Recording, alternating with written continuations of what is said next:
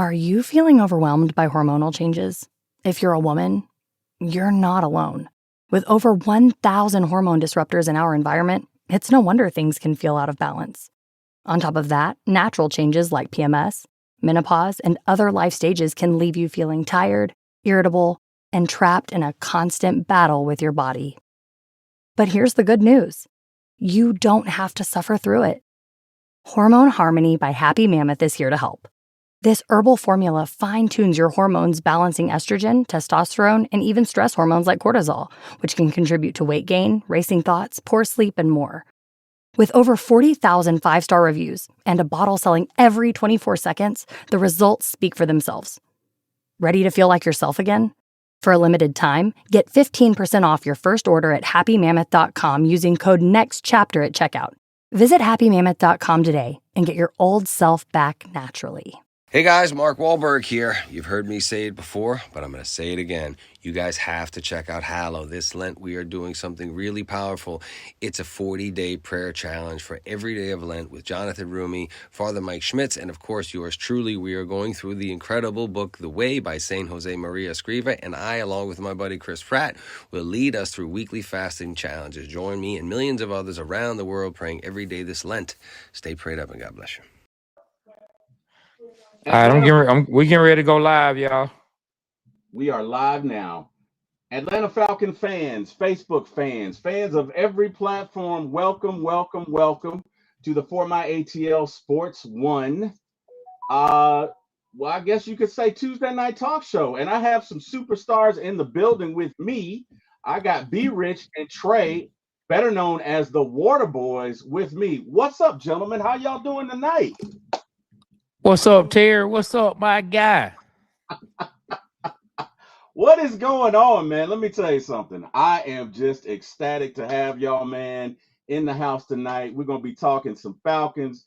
Look at the kid, Michael Penix Jr. made his debut this week, and what a debut it was. Hey, man, without further ado, let's get into it. Trey, B Rich, what did you guys think of Michael Penix? What did you think of the debut? Let's talk about it. Man, well, I'll go ahead and take it first, man. The era of the do-rag dude has begun. I don't know how many people been already following the Waterboyz Show, but I told y'all we had a discussion. We had a discussion way back in the summertime, and we said, why did Arthur Blank allow them to get Kirk Cousins, but then go back in the draft? And I told them, I said, Arthur Blank was feeling quarterback broke. He had never felt broke before. And he said he'll never go broke again. And so Arthur Blank told him, go spend money on a quarterback, but make sure you go back in the draft and get the do-rag dude, the do-rag daddy, Michael Penix Jr., MP9, as he calls himself on IG. And so, yeah, man. So, I didn't really think that Raheem. I didn't think he had the stones to put Michael Penix in. I'm gonna be honest with you. I was adamant about. I didn't think that they would take Kirk off the field, but the move got made, and I feel like Michael Penix. He was poised for a rookie. You know, we all have to remember this man is a rookie. Let's not get too high on his game, and let's not get too low in times that he will have some rookie lows. And so, but from what I saw, he was poised. The ball was coming out quick. He had a quick release. He evaded 1 or 2 sacks. One play in particular where he got off the ball. He was getting ready to get sacked, and he just threw the ball in the dirt out by Drake. It wasn't a positive play as far as yardage. It wasn't spectacular. It wouldn't make ESPN. Hell, they're not even going to talk about it on 92.9 the game that much. You know what I mean? Here in Atlanta. But it was a play that you saw him save some yards. You saw him not take a sack that would have knocked us back another 10, 12 yards or whatever. And just small things like that were a breath of fresh air to see. And he was trying to go downfield. The pass interference that got called on the DB who was on Darnell Mooney, he was trying to go downfield. I saw him try to get a fade in the end zone, in the red zone to Drake. Michael Penix said he had it. He threw it too low. He felt like he'd throw it higher next time, give Drake a better chance to shield the cornerback off with his big body. But man, like I really saw some things that I really liked from Michael Penix. And hey, he almost had him a touchdown, except for hot potato out there. Hot potato out there. Hot potato didn't want to hold on to the ball, man. Hot potato 8, man. Hot potato 8, man. So I feel good about what I saw, but once again, he is a record, man. Yeah, we definitely got to temper expectations. Yeah. Rich, what'd you think about it? What I think about Michael Penix, I think it was a very good game for him. I like the way he was looking around. He was looking off receivers. I mean, he just looked very poised in the pocket, like really doing a great job. He had when the ball came out, when he had a decision, it went with a purpose and it just hit receivers in their hands. Mm-hmm. First pass was a drop. I mean, it was a strike right there. Right. And he was under pressure also, and for him to have the poise to get the ball to the receiver, and the receiver still dropped it. I mean, he stayed in the pocket. It was one time where he was running and he hesitated because he still wanted to stay in the pocket. When I wish he would have just ran. I mean, I really saw a lot of good things from him, man. And it seems like we're gonna get a chance to really see him do his thing. He looked like, I can see why they was excited. I can see why they drafted him where they drafted him. At the time when we drafted him, I was like, whoa, I wasn't expecting it, but I did like the pick, and looked really good out there. And like Trey said, Kyle Pitts, man, really, messed up his first almost chance for a touchdown and had his first pick asterisk mark. Put an asterisk on there because I don't blame that on Penix. Penix put it in the bread basket, man. Right. And I tell you what, if that was Brock Bowers would have caught the ball, made a move, ran over the dude, and went into the end zone. Absolutely. Absolutely. Gentlemen, I'm going to ask you a question. There's a term that you have on your show for players who, let's just say, don't cut the mustard, and I think you call it dookie wings. Dookie pepper wings. Is Kyle Pitts playing like dookie wings right now, or did he play like dookie wings in that game, or am I being too critical? Well, the correct terminology is dookie pepper wings.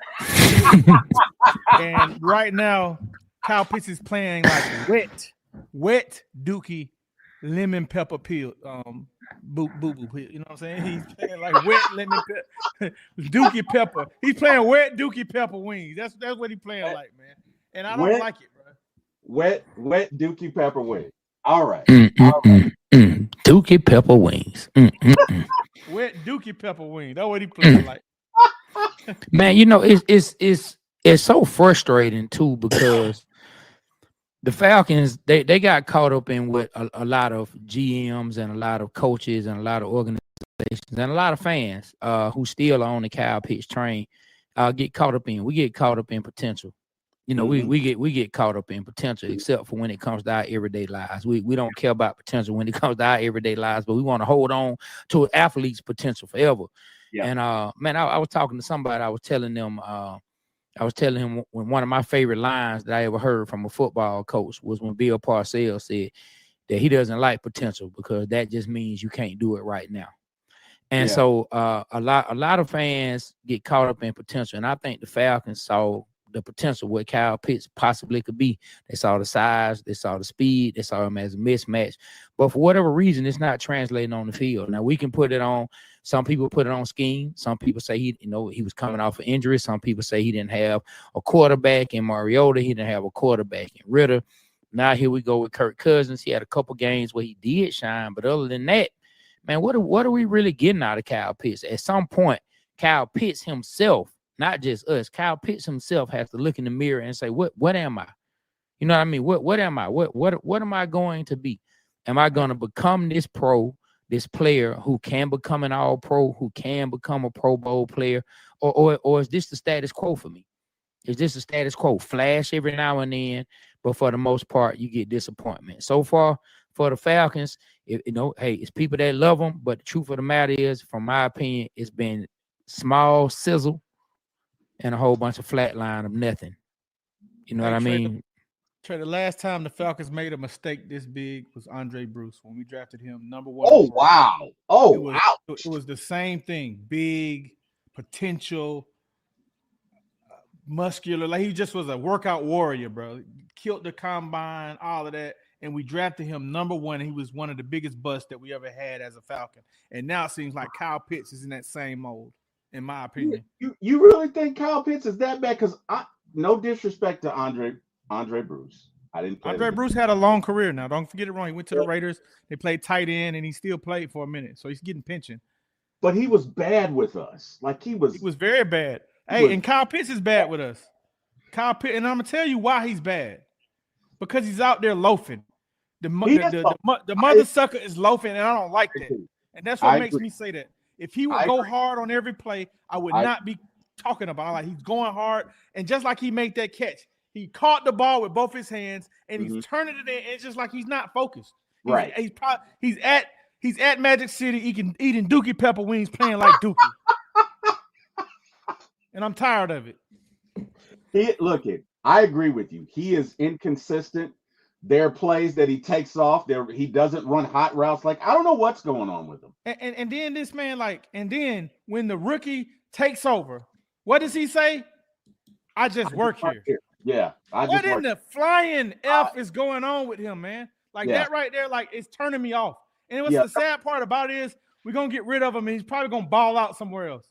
But right now, what I would do, and I don't know if the Raiders would do this, I would trade Tyler, Kyle Pitts, and a pick for Bowers.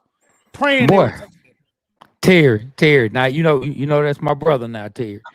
But my guy is really wishing on a star in the Christmas spirit. But he thinks Santa Claus just gonna drop us off. Brock Bowers, like, come on, man. That's not. Wouldn't that be lovely if we got Brock Bowers? Wouldn't that be lovely? That's not happening. Yeah, you can forget that. Brock Bowers will never be in a Falcons uniform. Hey, that would be great though. I like the way you're thinking. That would be great. But yeah, I'm with Trey. I don't think that's happening, bro. So are we in agreement then that it's time to trade Kyle this offseason? And if so, what's the best that you think we could get for him? And or fifth round or something. Okay. Sad. Okay. I actually think you could. Hey man, you catch the right organization. I actually think you probably could pull a third, maybe even a second out of somebody. Man, it's a sucker born every day. You just gotta find them. Just like Kyle Pitts' agent found the Falcons. Second round pick? Pull that off? I would do cartwheels, bro. You said, yeah. Hey, you know what? It's a sucker born every day. Well, he did go number 4, right? You want to come say hello? Hey, and guess who was number 5?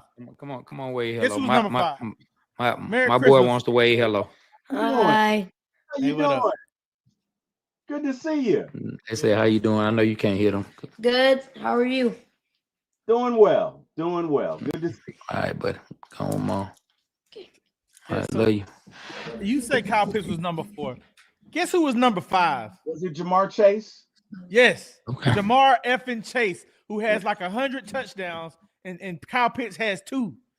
And I'm being facetious, but he has 2. You know what I'm saying? I'm being funny. That's crazy, man. That is crazy. I don't know.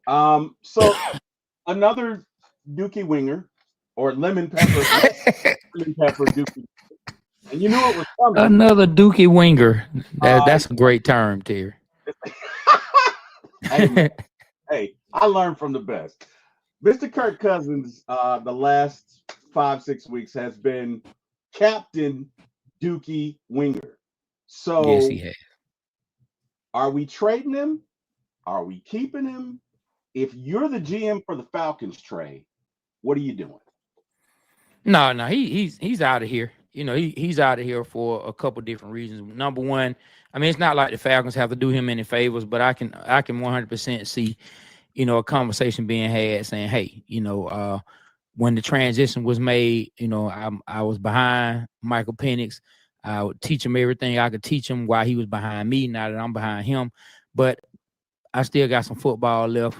I don't want to sit for a year. I know y'all paying me. Can we figure something out? And I just don't see the Falcons as an organization that will say, well, we just gonna keep you. We just want you to be a backup. I think they're gonna find a place for him. When that move will be made, I don't know. You know, Adam Schefter put out one thing. We're gonna do it before March because it'll save $10 million. I don't know all the specifics and all the financials, you know, when it comes to the salary cap. But I don't see Kirk Cousins here next year, like going into training camp with Kirk Cousins behind him, talking about how he's getting healthier. And if some reason Michael Penix struggles, we might can put Kirk back in. I don't think they would want that. The Kirk Cousins era was over the minute they moved to Michael Penix Jr. I don't think you can ever go back, in my opinion. I think it just is what it is. I mean, I don't think Kirk would have come here. You know, I think he would have found another place to get a check had the Falcons told him, hey, and we still talking about drafting a quarterback. I think he would have said, well, if that's the issue, I'm going to either find another team or I'm going to just go back to Minnesota. Well, I can say this. I like Kirk's attitude, positive attitude, man. I liked him all year, the way his positivity. Don't get me wrong. He had a couple good games. I was happy to see that. And I really think Michael Penix learned how to be a professional, learning from Kirk. So I will give him that credit. Will we keep him? No, we don't keep him. I hope that we can get a draft pick for Kirk. I don't know if that will happen, but I do think they will release him before March because that saves them $10 million. $10 million is $10 million. That's someone that you can sign. That's a defensive lineman, somebody we can sign and get a body on the field. So he's definitely gone. Kudos to Kirk though. Very, very positive attitude he had, cheering on Penix. I had heard opportunities like, you know, the coach gave him an opportunity. Do you want to do scout team? He's like, yeah, I want to do scout team. I got to be prepared. I'm the backup quarterback. And I mean, I like that attitude from him. You know what I'm saying? I like that attitude from him. And I hope Kurt lands on his feet and is able to play and do well. Yeah, guys, here's what kind of throws me a little bit. Kirk has a no trade clause, right? 100%. So Kirk determines where Kirk goes, but even if you save $10 million, I think you're still on the hook for 67. Are you not? That's a lot of cheddar. Look, if it's me, I'm going to try and trade him, and I think a team will take him because really only next year is guaranteed, right? Like he's got 3 years left on it, but only next year is guaranteed. So from a business standpoint, you get him for 1 year. The Falcons are probably paying the signing bonus. If you're a team, you really only have to pay him $25 million, which is what you pay average quarterbacks. So if you can find a team a la Cleveland with Kevin Stefanski, who's getting ready to get rid of Jameis, maybe they'd be interested. That's the way I'd try to go. I'd have to offset some of that capital. I mean, if you got to release him, you got to release him. But if it's me, I try and trade them. How do you guys feel about that? Like, first of all, do you think it's possible that we could trade them? I think it's possible. Hopefully it is. I just don't know who's going to get him. I mean, I don't. It's all up to Kirk. He got no trade clause. So the Falcons don't hold no cards in it at all. Falcons don't have not one card in it. Not one. Okay. You know what I'm saying? Kirk holds it. So you saying Kirk's gonna be spiteful and be like, "Hey man, y'all drafted the quarterback and all this and that." No. What it is business. You find me the exact perfect team I want to go to, or you're gonna have to cut me, and then I can go wherever I want to. So either find me, either find the perfect team that I will agree to go to, the perfect situation for me, and the Falcons gonna have to pay that rest of that guarantee regardless. Whether they trade him or not, the Falcons on the hook for that. Whether they trade him to another team or not, Falcons on the hook for that. So Kirk is going to say same as any smart businessman in his position will say, either find me the perfect team that I 100% want to go to, or I'll sit here and I don't want to be the backup, but I'll sit here and you're gonna have to cut me. You know what I'm saying? Like, what you gonna do? Like, really, what you gonna do? It's good business, and it ain't even really being spiteful. It's good business for him. Like, the smart business move for him is to be like, hey, y'all on the hook. You know, I respect the fact that y'all wanted to move in a different direction. I'm not tripping. I'm not going to cause a problem. But at the same time, I'm not here to do you any favors, my brother. You know what I'm saying? I'm not here I might not want to go to cold Cleveland. Yeah. I might not want to play in Cleveland. Yeah. You know what I'm saying? I might not want to play there. So, no, you can't just trade me there. I'll pass. You know what I'm saying? I'll pass on that. You know what I'm saying? Like, are you telling me the 49ers are getting ready to get rid of Brock Purdy and I might go play for Shanahan? I might be open to that. You know what I'm saying? But no, I'm not going to Cleveland, my guy. And so You know, we'll see. Kirk holds all the cards. The Falcons don't hold any cards when it comes to where they can trade him. They don't have any power. Hey, what about this? I got it. All right. Kirk Cousins, Tyler Algier, Kyle Pitts. And why you keep trying to get rid of Tyler Algier, man? Oh my God, Brock Bowers, that's it right there. But then you want to have Raiders get a quarterback. Man, I'm playing Madden, y'all. I'm trying. Look, hey, look, Terry. Hey, Terry, and be rich, man. I don't even think the computer would approve that trade, man. The computer, not approving. Man, I'm talking about the main offensive weapon on the team. The main offensive weapon. Somebody gonna do it. Somebody gonna pull that up on Madden. The main offensive weapon. The main offensive weapon. I don't know. I think Brock Bowers is a building block. So I don't know about that, man. I mean, look, it's interesting, but I don't think the Raiders do it. Look, if they did, hey, all for it. But that's interesting. But that leads me to my next question. Mm-hmm. Was this a waste of money, or was it the best we could do at the time? Because this is being bandied about. Hey, man. And give me your thoughts. Hey, look, if I was GM, bro, I would have never signed Kirk Cousins.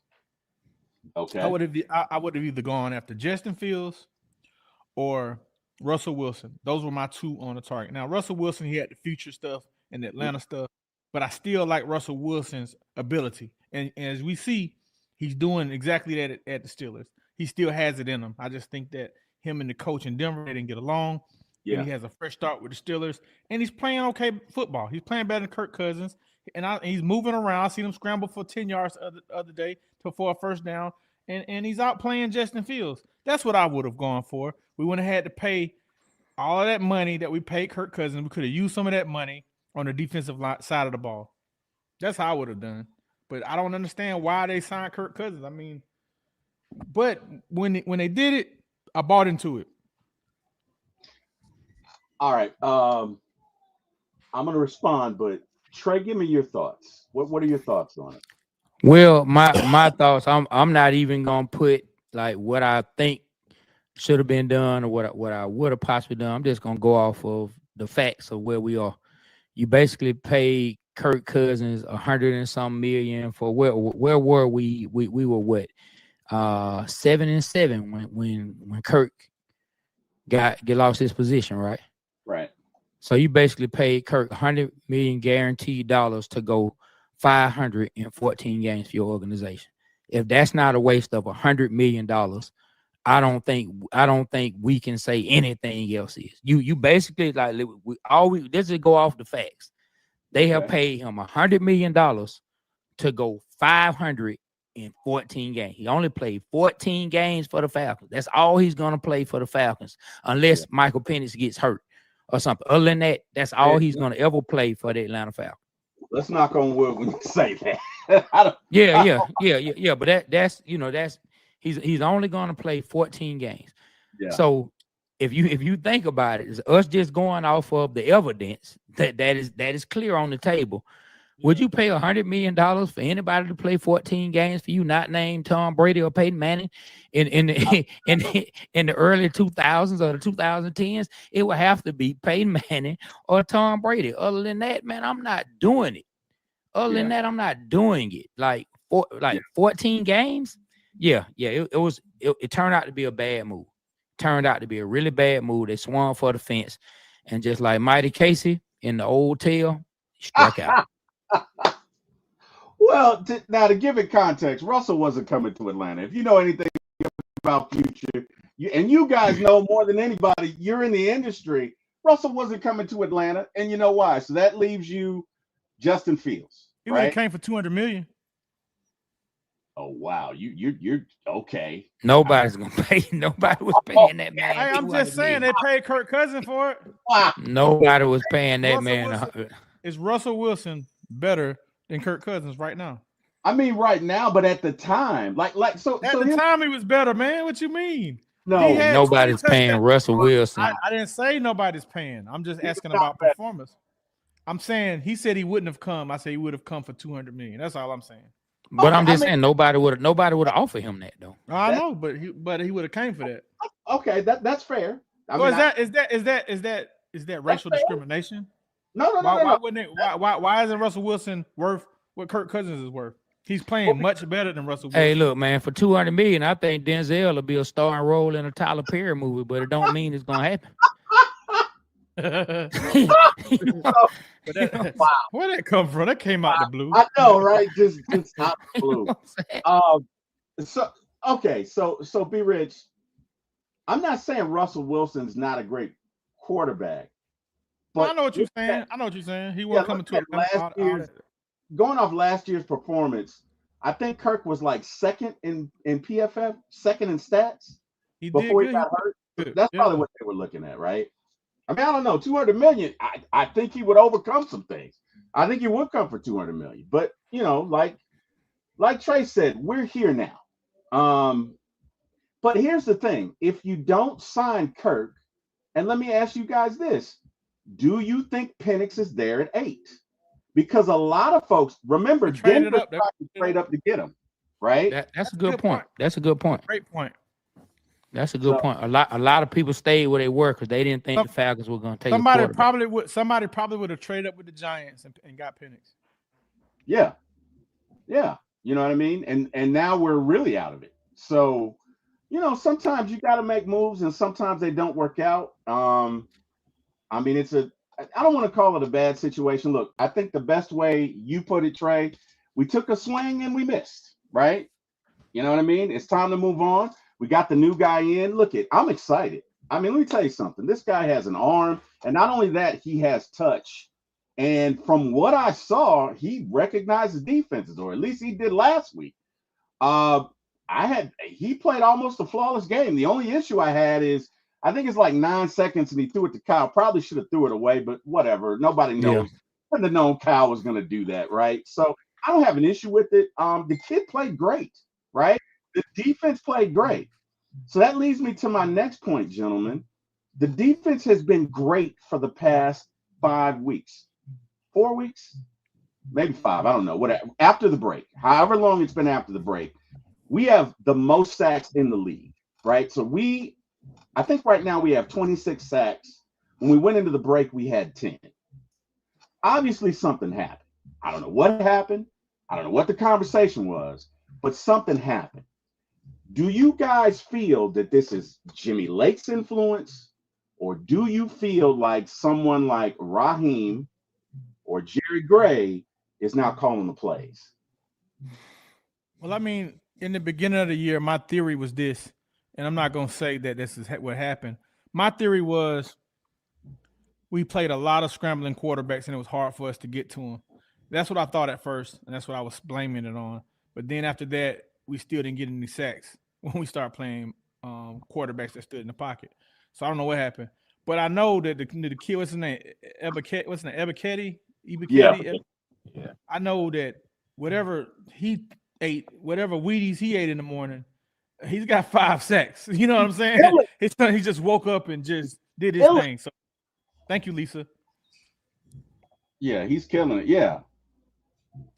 Lisa's talking about the interview that you guys had earlier today with Roddy White. And I'm sure it was great because every interview I've watched of you guys is great. Like you guys have something that's so unique. And I'm just going to take a moment to give you your flowers, man. And secondly, Chris A1 forever. How you doing, man? What's good, man? Just out here trying to make it to the house, man. Last little Christmas holiday stuff, man. First and foremost, man, happy holidays to everybody on the mother freaking panel and in the chat. What it do? What's up, my brother? What's up, man? Holiday season. I'm about to give these guys their props. Guys, I must have watched about 10 shows with you guys over the last 20 days.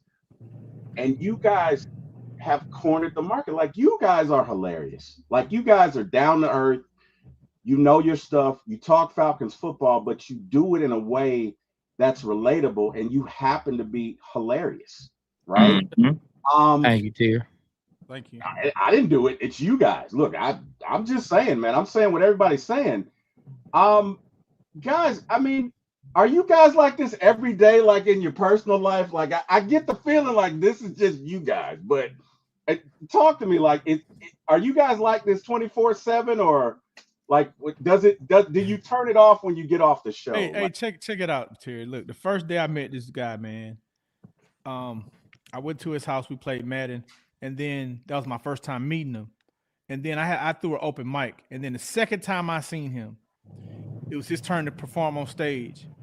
And he got on the microphone. He's like, "Yeah, be rich. I heard you on the top radio. You don't know no sports, man. What the hell is you talking about?" And I'm like, I'm in the crowd. I'm like, who is this guy talking about me? What is wrong with him? Bro, second time ever meeting him. Man. He's at my open mic talking to my Patreons, dogging me out about I don't know nothing about sports. You don't know no doggone sports. Ever since then, bro, it's been like that, bro. Back and forth with Madden, with Falcons, with Hawks, with Braves, everything, bro. And I always revert to this, and I always say that, man. If you go on YouTube, this happened about 10 years ago, and you look at Playboy Trey and B Rich telling fat jokes, that's just us, man. That's just us, bro. Bro, let me tell you something. The most recent show I watched, and I had to cut it off because I was at work, and I darn near got in trouble. But Trey was talking about Casey Beck's head, and he said, wait, hold on, I'm trying not to mess it up. He said, ever since Casey got that NIL deal, now he got the girls. That's his problem. He said before that, nobody was checking for him. He said that's the problem. He said, wait, Carson Beck. He said it's not NIL, it's NIGL. Now I get the girls. Like, what'd you say? Now I get now I get the ladies, man. Oh man, that was yo, man. Now I'm getting late, man. You know what though, Terry, man? Me and B Rich are very, very much like what you see, especially when we interviewing. That's just us being us. Now, when you see some of my takes. When you see some of my takes when I'm recapping the game, you know what I'm saying? I got my eye bucked all over. You know what I'm saying? That's just me entertaining. You know what I'm saying? That's just me cutting the food. That's me when I'm just being silly at the house. I'm sure my kids, I showed them the first video. They said, well, I mean, what's different about that, Dad? You act like that around us all the time. But that's just me when I'm being silly. But like when me and B Rich just kicking and talking it, yeah, we disagree about sports all the time. We disagree about sports more on the phone than we do on the show. To be perfectly honest, when we first started, we really used to disagree until my mom told me, you be cutting B Rich off and you be this and that. And so I kind of laid back with the way I disagree. Now I just let them talk. You know what I'm saying? But yeah, this is us. Yeah, I do. I let you just spray the nonsense. Yeah. Like, you know what I'm saying? Hey, no, we have fun. If you go look back, man, it's a couple takes, man. It's one we're talking about, and God rest the dead, man. We're talking about Jerry West versus Dwayne Wade. We had an argument about that. And then we had an argument about who's the face of the NBA. And I just was talking shit. I was like, Michael Jordan is still the face of the NBA. And it went hard. You gotta hear that. We might repurpose that content, man. Because it was so funny. You got to do it. You guys kind of remind me a little bit of me and my brother. Me and my brother argue all the time about Falcons stuff. Eric Parker is very known in the Falcons community, and we have this argument every year. Every year at the beginning of the year, I say, and I do it at this point just to mess with him because I'm the older brother, and it's fun because I know what he's going to say. So I go, Eric, how many games are we going to win? And he's go, and I'm going to quote him. Every year, we going motherfucking 17-0. Now, if you know, nobody undefeated since 2007. Say something. When I get off this show, I'm gonna hear from him. But every year, and he's like, I don't know why you asked me this. I'm like, I'm gonna ask you anyway, Eric.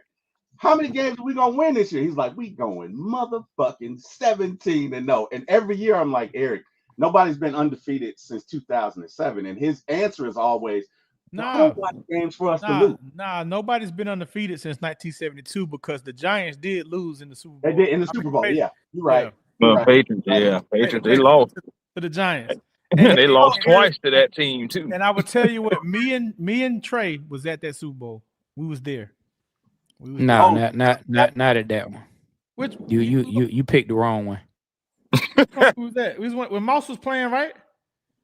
No. Was that 2011 or Mario Manningham, y'all was at that one. Yeah, we were at that one. 2011?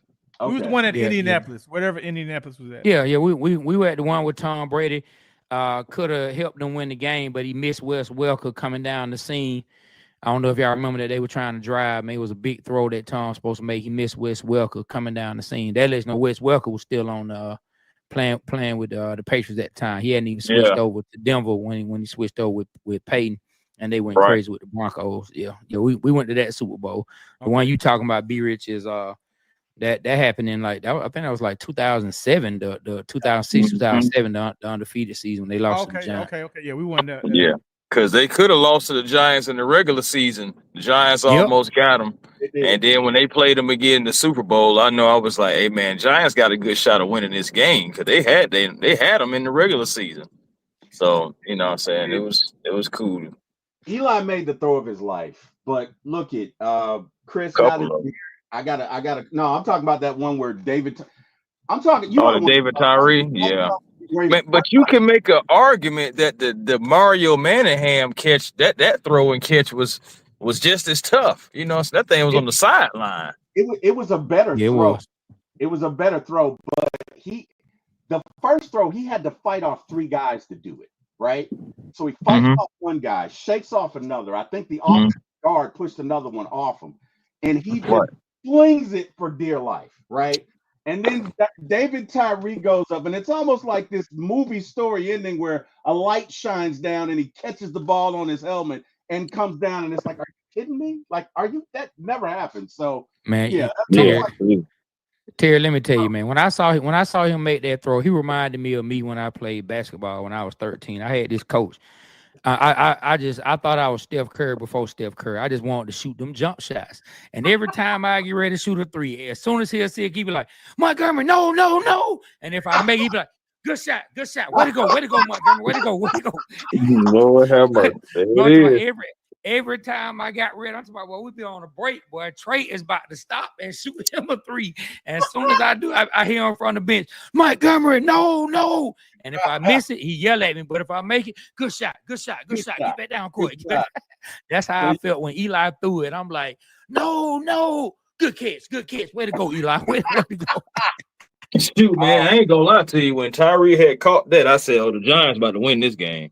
Oh yeah, it was nothing else in my mind to make me feel anything different. And then next thing you know, they go Plexico on old Ellis Shaky Hobbs. That's what I used to always call him, old Shaky Hobbs, because that's the guy you had to go after if you want to attack that defense, especially in the secondary. Yeah, Shaky Hobbs. So guys, let's shift gears here a little bit. We got 2 games left. We got the thriller in Washington, where you got the 2 kids going at each other. You got the Dan Quinn, Raheem Morris Bowl. Do the Falcons win the division? Give me your thoughts. And hey, B Rich, let's start with you. Give me your thoughts. Falcon win the division? How you feel about it? You're on mute. You're on mute or something, B Rich. All right. Well, we're facing a former Falcon and Dan Quinn. And as we know in the past, we've always had problems with facing former Falcons, from Deion Sanders to Andre Rison to Calvin Ridley to Jeff George. It's always something to where even Arthur Smith this year. I've been all year. I know we had a rocky moment. I've always been, why not us? Raheem Morris is going to get a chance to prove how much of a good coach he is. We know Dan Quinn is a great coach.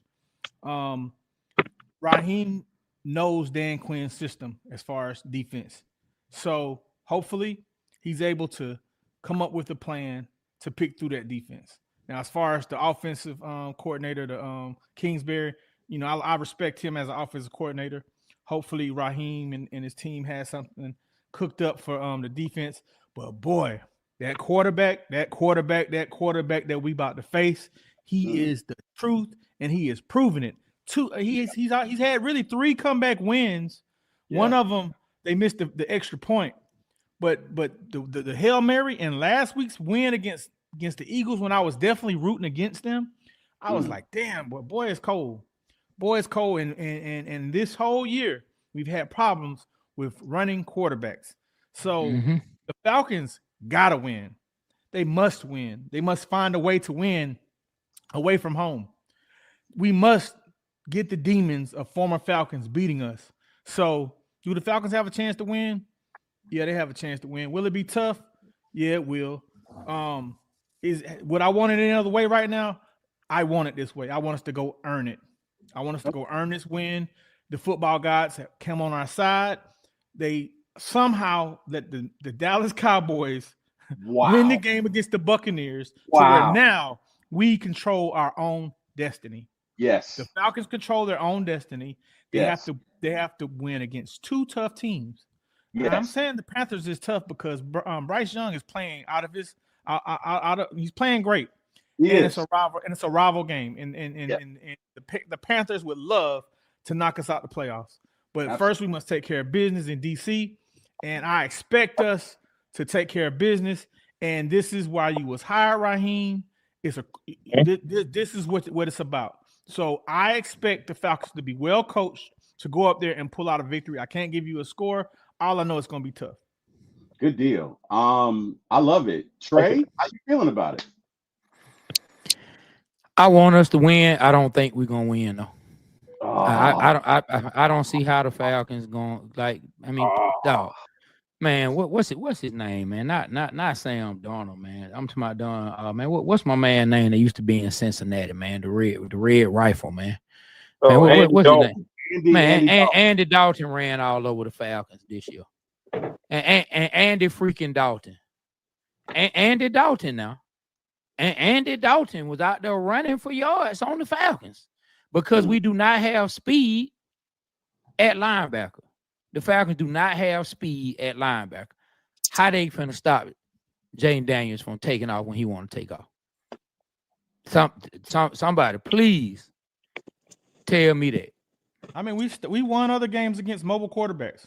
Maybe you blitz them and you keep your lane intact. We beat Andy Dalton. We beat Hurts. But Andy Dalton's not a mobile quarterback though. That's my point though. Okay, Jalen Hurts. Nah, but you missed what I'm saying. I'm saying if you done let somebody who can't run all over you, what we gonna do with Jaden Daniels? Like, hey, man, I want us to win. I'm praying we can win. Well, I need you to speak it. We're gonna win. No, bro, because at the same I need time, you to speak it because because when you come into this, because I am not a Falcons content creator. I am a sports lover. Hey, so man, I'm not gonna speak just because I'm a Falcons fan.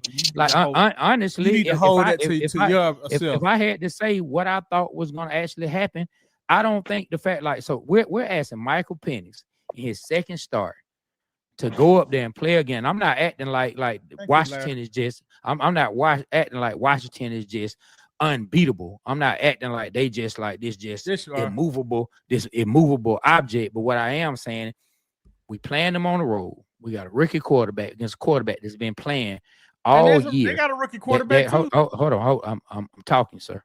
And so we playing against a quarterback, you know what I'm saying? I know you get anxious to open your presents. Your baby's starting to get sleep over there. It's almost time to go sleep. You know, Santa Claus put some pep in your eyes. I know you're tired over there, little baby. Just chill out for a minute, man. You better get some egg now and go to sleep in a minute. You know what I'm saying? So what I'm saying is we putting our rookie quarterback who has only played one game. Like I think it's gonna be more on Michael Penix. And then we're going up against a team that I think offensively looks good. And I just don't see how we're going to contain Jaden Daniels. Now, if we do, I'm going to be happy. And I'm definitely going to be happy about it. But if I just had to look at the X's and O's on what I think can be done, I just don't see how the Falcons contain Jaden Daniels. Like somebody tell me how they're going to contain Jaden Daniels from running for a long third down. Like somebody tell me. Like they haven't done it against any quarterback yet. Who have they done it against? Hey man, it's a whole new team, bro. We got how many we got since No, I'm not talking about a whole new team. I'm talking about this year. I'm talking about this year. Hey, let me ask you, how many sacks we got since the bye week? 16. I don't give a damn. Now I asked a simple question, and you're not answering it. Now I want to listen to it. So I'm gonna go against all the losses that the Redskins have had, the Commanders have had this year. The first loss was to Tampa Bay. They lost 37-20. Second loss, they lost to the Ravens. We haven't played the Ravens. They lost to the Steelers by 1 point. The Eagles, they lost 28-17. They lost to the Cowboys. We definitely have a chance to win. We definitely That's a division rival. What are you talking about? That's a division rival. Anything happening in division. But you saying it like, oh boy, they lost to the Cowboys. We got a chance. You got a chance. You got a chance anytime you put on a uniform and pass. I didn't say you don't have a chance. I got faith in my coach, sir. Terry asked, no, you don't. You don't have no faith in Raheem. Man, tell these folks what you be saying about this man in our group chat. Stop lying to the people. Hey, man, stop lying. No. You gotta be real out here. Stop lying to the people. What have I said about Raheem? You lying to the people. What have I said about Raheem? Dog, you said, man, they need to get rid of this nigga. That's what you said. That. That's a lie. I never said that. Now, that's a lie. Yes, that's you a did. lie. You're lying. Yes, you did. You need to get rid of him. Get rid of Terry. Get rid of him. Hey, he lying. He just lied, Terry. Chris. Get rid of him. This man, anybody ever told y'all sound like Claude and Ray? Get rid of him. Get rid of him. Get rid of him. Well, guess what? If you didn't say it about Raheem, you said it about Terry. They both black. You said it about everybody. 57 minutes is about to be Christmas, bro. So this what I'm saying. This what I'm saying. This what I'm saying. God damn it, Claude. This what I'm saying. This my thing. Why I'm rudely interrupted by this guy. He want everything to be all roses, but Andre told you roses really smell like boo boo, and I can't tell you. I can't tell you. Listen, the man asked me a question. I ain't been able to talk freely without you interrupting. Yeah, because I don't like how you answer. Because you're over there looking like a Santa Claus over there in your red jumpsuit, man. You know what I'm saying? Like, chill out, man. So this is what I'm saying. You looking like Pinocchio, all that line. The main issue. Like I said, you said it about Terry or Rob. Maybe it was about, you definitely said about Terry. Maybe I'm getting it confused. You know what I'm saying? Maybe I'm getting it confused. Okay. I never did say Rob. I believe in our coach. Okay, so what you did say it about Terry. So maybe I'm getting it confused. Either way, you said get rid of one of these niggas. I think I said about one of the coordinators, sir. No, because we ain't had no black coordinators. So who you talking about? I ain't saying about on. I put that on my MF and kids, my nigga. Straight up. All right. Pull it up. Definitely said it. If I said it, pull it up. I go through the chat, but anyway, stop lying to the people because you think they want to. Because you talk about the Falcons, you want them to like you. Stop lying to the people, dog. Like this. This is what I'm saying. This is what I have definitely gone off on the Falcons in the chat, but I didn't say nothing about Raheem Morris. This is what I'm saying. That's on my. The main thing I'm afraid of. I keep going back to his legs. It really scares me that we playing a quarterback who has the mobility that he has. I don't think we have the speed at linebacker to keep up with him, to stop him from extending plays. Baker Mayfield was lighting us up. The Falcons were blessed to win that first game against Baker Mayfield. And you asked me, it was more on the Bucs while they lost that game than the Falcons actually just beating them. And it was all because of his legs.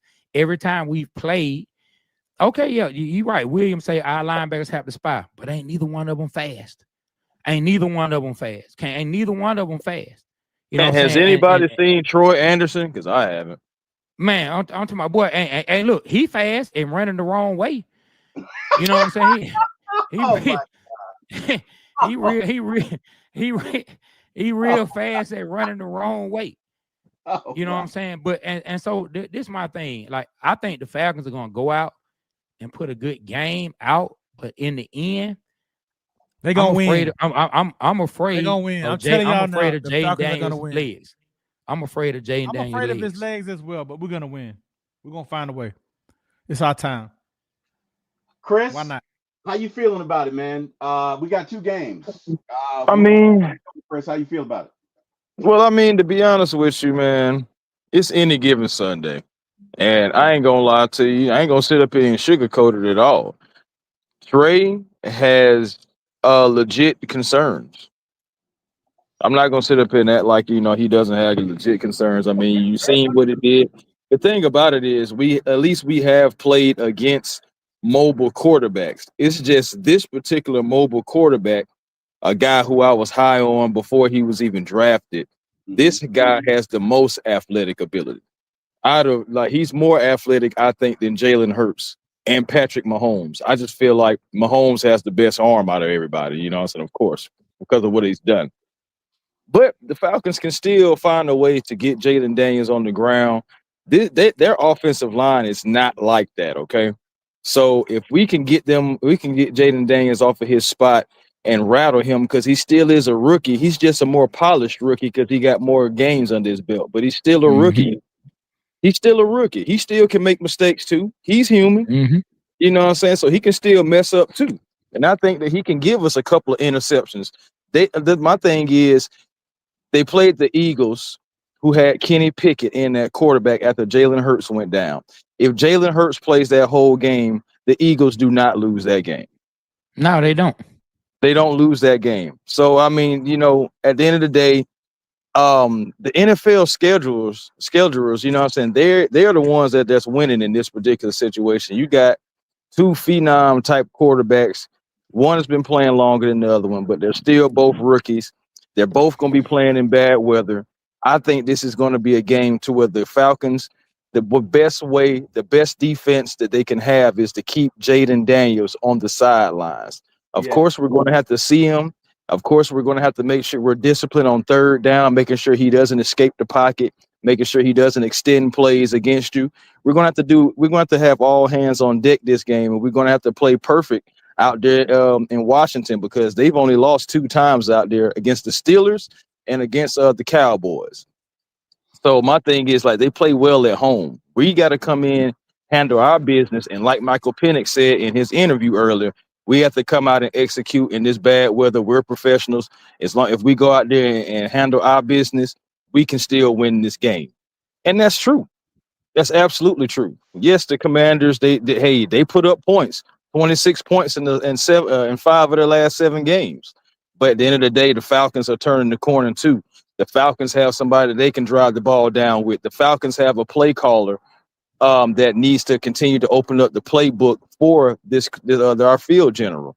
Because our field general, he's smart, he has precision, he has poise, he'll stand in the pocket, but most importantly, he will not cost you in this game because he's going to throw the ball away, live to play another down. He's going to find his check downs. He's going to get the ball downfield against this stingy defense who's ranked 4th. But guess what? They also can't defend the run. We've been defending the run better. We're down to 112 yards per game against us in the run. This right here will be a challenge. They give up almost 140 yards per game. Bijan and Tyler, me please, and control that time of possession. Keep his black behind on the sideline so we can get this Falcon win and possibly win the division because the Panthers, they owe the Buccaneers one. And I believe they can get it on Sunday, and we can possibly lock up this division and go to the playoffs this Sunday. You got to believe and be rich, damn it. Why not us? Why not us? And I like what you said, Chris. I like the fact that you say the run game, and I'm looking at the stats, and the Redskins give up a lot of yards on the ground. And if a team that the Falcons are, we are built to run.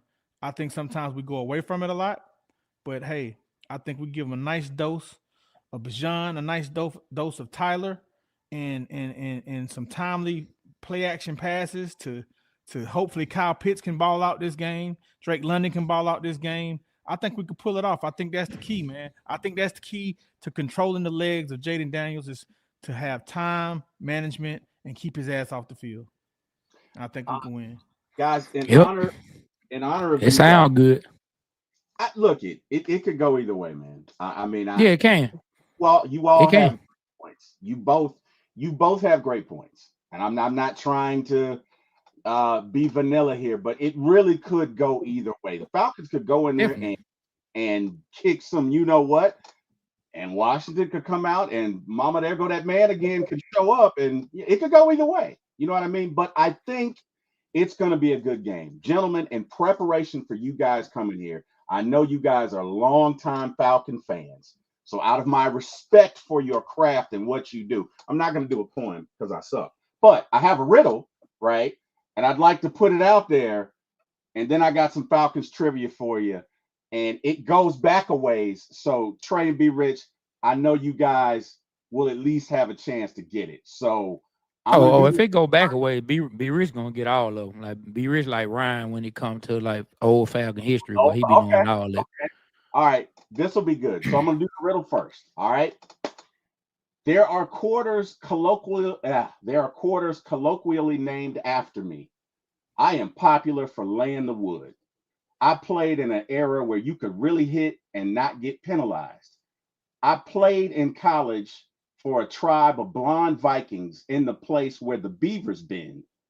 I spent some time after that transferring with some Sooners, and one of them was very famous. I played for the Falcons, but I ended my career with America's team, and I won a Super Bowl. Who am I? Tony Casillas. No. Good guess, but no. Scott Case. Yes. Good guess. Yeah, I'm over here like, man, I don't know what the hell Terry talking about. Seriously, I went down, I hung with some Indians, some Chipotle, and then but threw up Burger King. Terry had to come with it. Boy, I mean, what gave it away was I only knew two Falcons to play for the Cowboys. Back in the day. Right. That was Tony Casillas, and Tony Casillas did have something to do with Oklahoma, and Scott Case definitely did too. Right. So we African Americans refer to a regular quarter as a case quarter, right? So that's what I meant when I said it's named after me. Okay. And then I think he went to small college in Oklahoma where they were the Norsemen or whatever with your Vikings. So that's why I said blonde Vikings. Nobody's going to get that. Then he went to Oklahoma and played with Barry Switzer. So that's why I said the land of the Sooners. But hey, man, you got to be rich. All right. So some Falcons trivia real quick. What year were the Falcons founded? Not what year did they start playing? What year were the Falcons founded? Was it 1966? Was it 69? No. You're close when you say 66. You're close, but no. I'm gonna go with 62. No, you were so close at 66. Okay, so what? 65? Yes. 65. Yeah, 1965, and then they played in 66. Yeah. Who was the first Atlanta Falcons head coach to retire with a winning record? Lehman Bennett. Yes. Damn. Good guess. Damn. Oh yeah, I told you. Well, be rich know all that Falcon history. I'm not finna get none of that. I'm not finna get none of it. All right. Who you might get this one? You might get this one, Trey. I doubt it. Be rich on the heater. Who was the first Atlanta Falcon to amass more than 500 career receptions? Alfred Jenkins. No. Rising. No. What's my man? Oh Lord, not Roddy White. I don't know. It'll be Terrence Mathis. Yes, Terrence Mathis. Yes, that's a good one. Yeah, man. I don't give him his credit. It's one of the reasons. He I always lose him out of my mind. But you said something about Terrence Mathis before, though, Chris. Yeah. Mm-hmm. Yeah. Terrence Mathis was my guy, man. To be honest with you. Leave me out of all the Falcons trivia, all of it.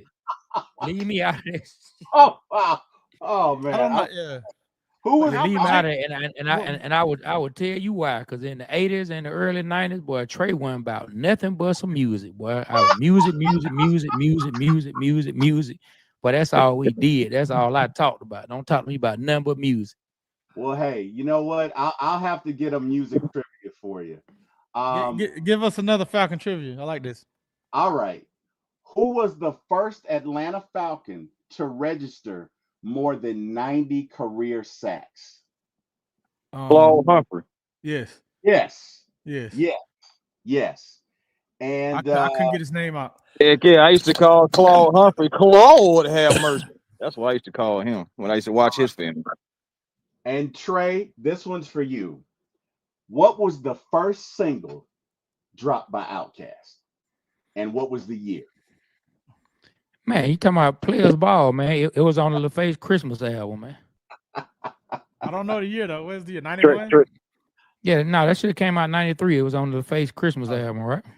I was way too young to be listening to Yep, Outkast at that time. Yep. The first, Man, yeah, stop hating Players Chris. Ball. I They put it way out on too the young. LaFace Christmas album, kind of like a, that was a way for LaFace to kind of like introduce, and they got a good reaction off of it. Then they end up making it a single while they were preparing for the album.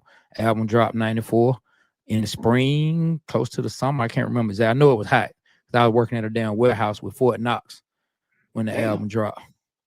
Bro, I'm Yeah, so like moms and pops was like, absolutely not. But let me tell you, this is how crazy this was.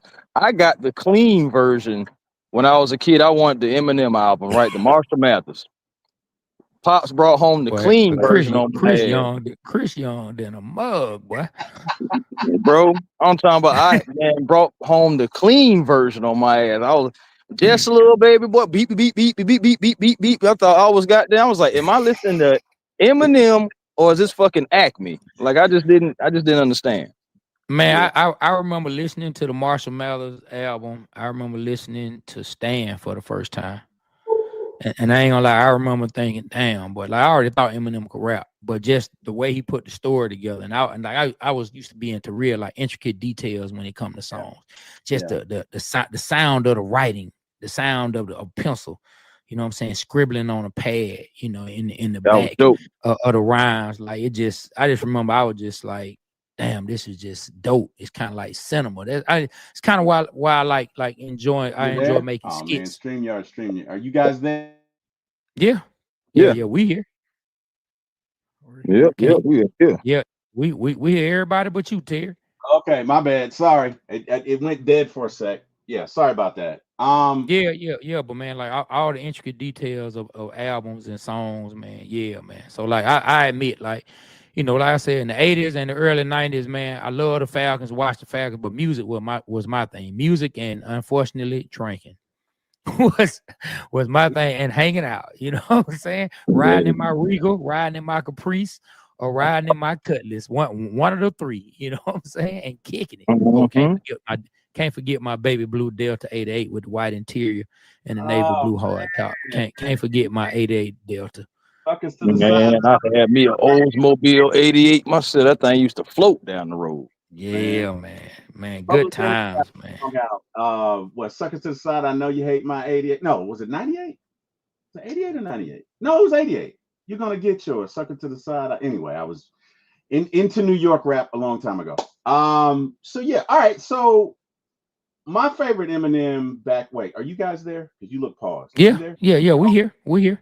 My favorite Eminem song back then was I Am Whatever You Say I Am. If I wasn't, love that too. I am. And oh my god, the way I am. Oh, I love that one. So Terry, have you ever heard Eminem talk about the origin of that song? No. Okay, no. So he says him and Dr. Dre and his manager, Paul Rosenberg, they go to play the album for Jimmy Iovine and the team over Interscope, and they go play all these songs that they have. They fly out to California or wherever Jimmy was at the time. I can't remember if Interscope was in Cali or if they were in New York. Labels one or two other places. Most of them in New York, or you fly out to California, out to LA. And so he say they go and they play the music, and their whole thing is, hey man, we need another Slim Shady. Like this is cool. You got these songs, they sound good, but we don't want to roll with the album until you give us another Slim Shady. And so that Eminem said it pissed him off. It pissed him off, and he felt like, man, like, why y'all trying to make me keep doing this like cookie cutter type song? That was just a song I made. Why you trying to turn me into that completely? And so he said he got on the plane, pissed off, and was just working on beats and listening to stuff, and that's when he wrote that. Because I am whatever you say. And when you go back and listen to the lyrics, like you pull up the lyrics, why would I say I am? Yeah, in the paper, the news, every day I am. Yep. Now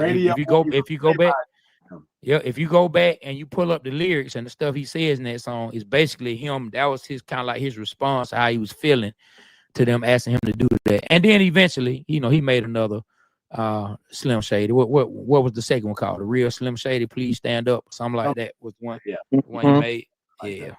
Yeah. Y'all act like I never seen a white person before. Jaws on the floor like Pam and Tommy just burst in the door and started whooping her ass worse than before. I was like, Hey this man is man, a trip. man, you know what though? I will say this. Now I still listen to some Eminem songs, you know, because I appreciate Eminem as a rapper. Eminem dope. But I'm gonna be honest, man. Eminem does not like his albums didn't age that well, man. You don't think His so? albums did not. They don't have a whole lot of like when we go on road trips. So I'm kicking it with folks. Like it's not a boy. Turn on that Eminem. No, we don't.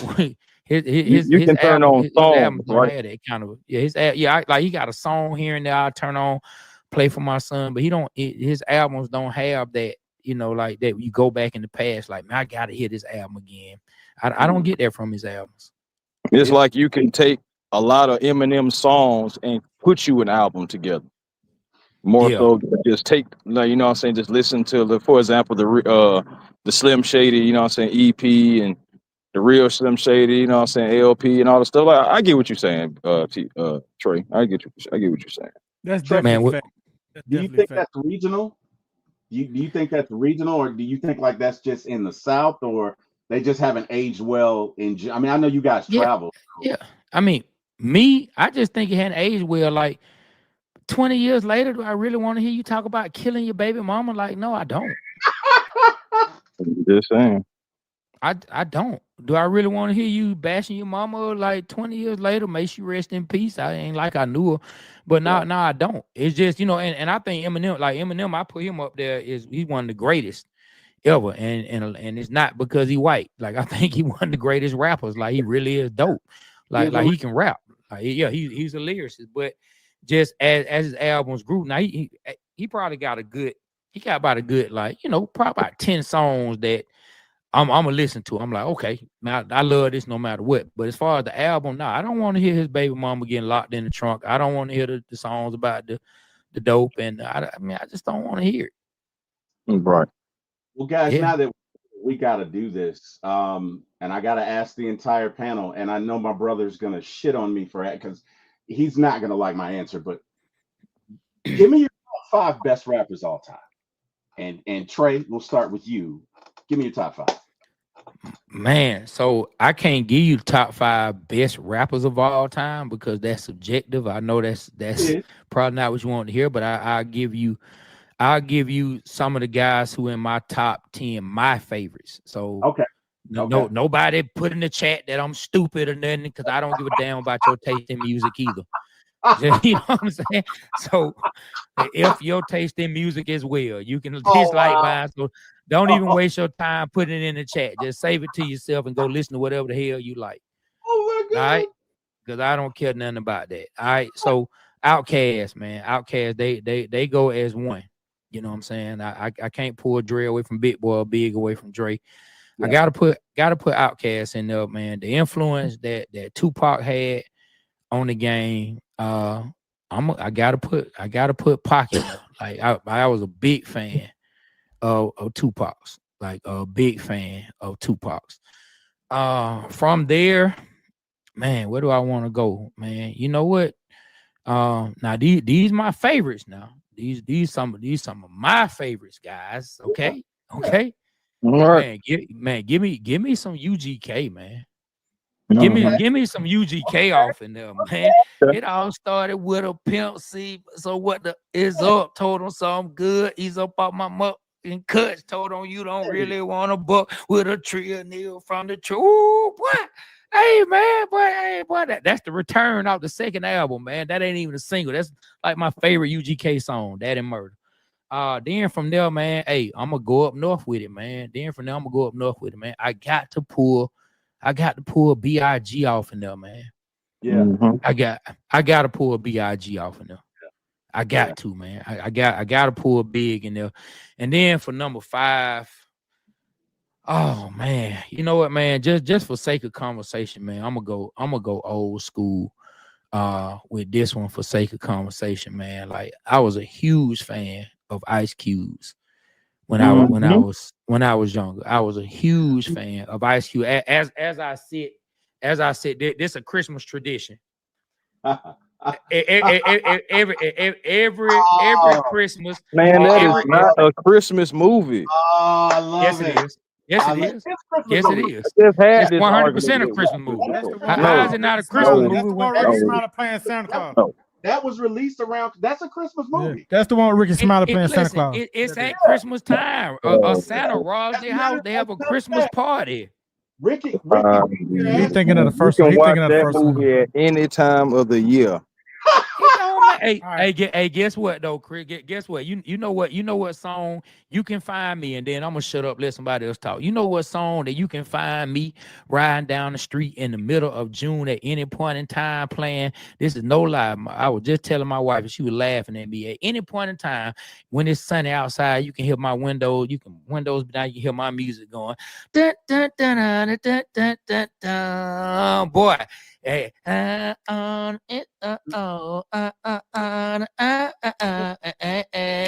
man, When? this Christmas, boy, you can Oh, find me in June playing that. It's still Hey, a Christmas. It's still a Christmas song, but I play it in June, and so that's still a Christmas movie. It don't matter when you watch it, Chris. amen, It don't bro. matter when you watch it. and I hear y'all. I hear. Be Rich, what you got? Give me your top five. What you got? My top five: Andre's 3 Stacks, of course, is my favorite rapper. And I gotta go with T.I. T.I.P. King of the South. I'm serious. Number 3, I gotta go with Trick Daddy. He was dope. One of the dope. I ain't know you like. I ain't know you like Trick love the Trick Daddy. Like kid. that. Yeah, Trick Daddy, one of my favorite rappers. I ain't know you like Trick Daddy. He could really rap. And then 4th, I have to go CeeLo when CeeLo was rapping. CeeLo. First of all, I stand a little more than 5 feet tall, but we can still brawl. I don't care. Yeah, I gotta go with him. Okay. And then number five.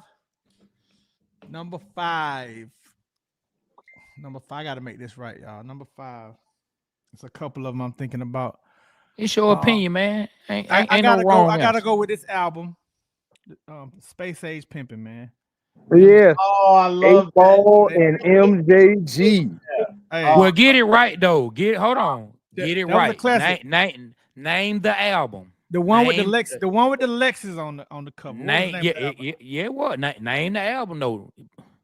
Was it Space Age But Pimpin'? because they had Lexus on like No, 2-3 albums in a row. That's the one we You know like what I'm saying? break a teacher bitch, That was break a the bitch. first single, right? Space Age Pimpin' was Now, the- see, you talking about 2 totally different albums.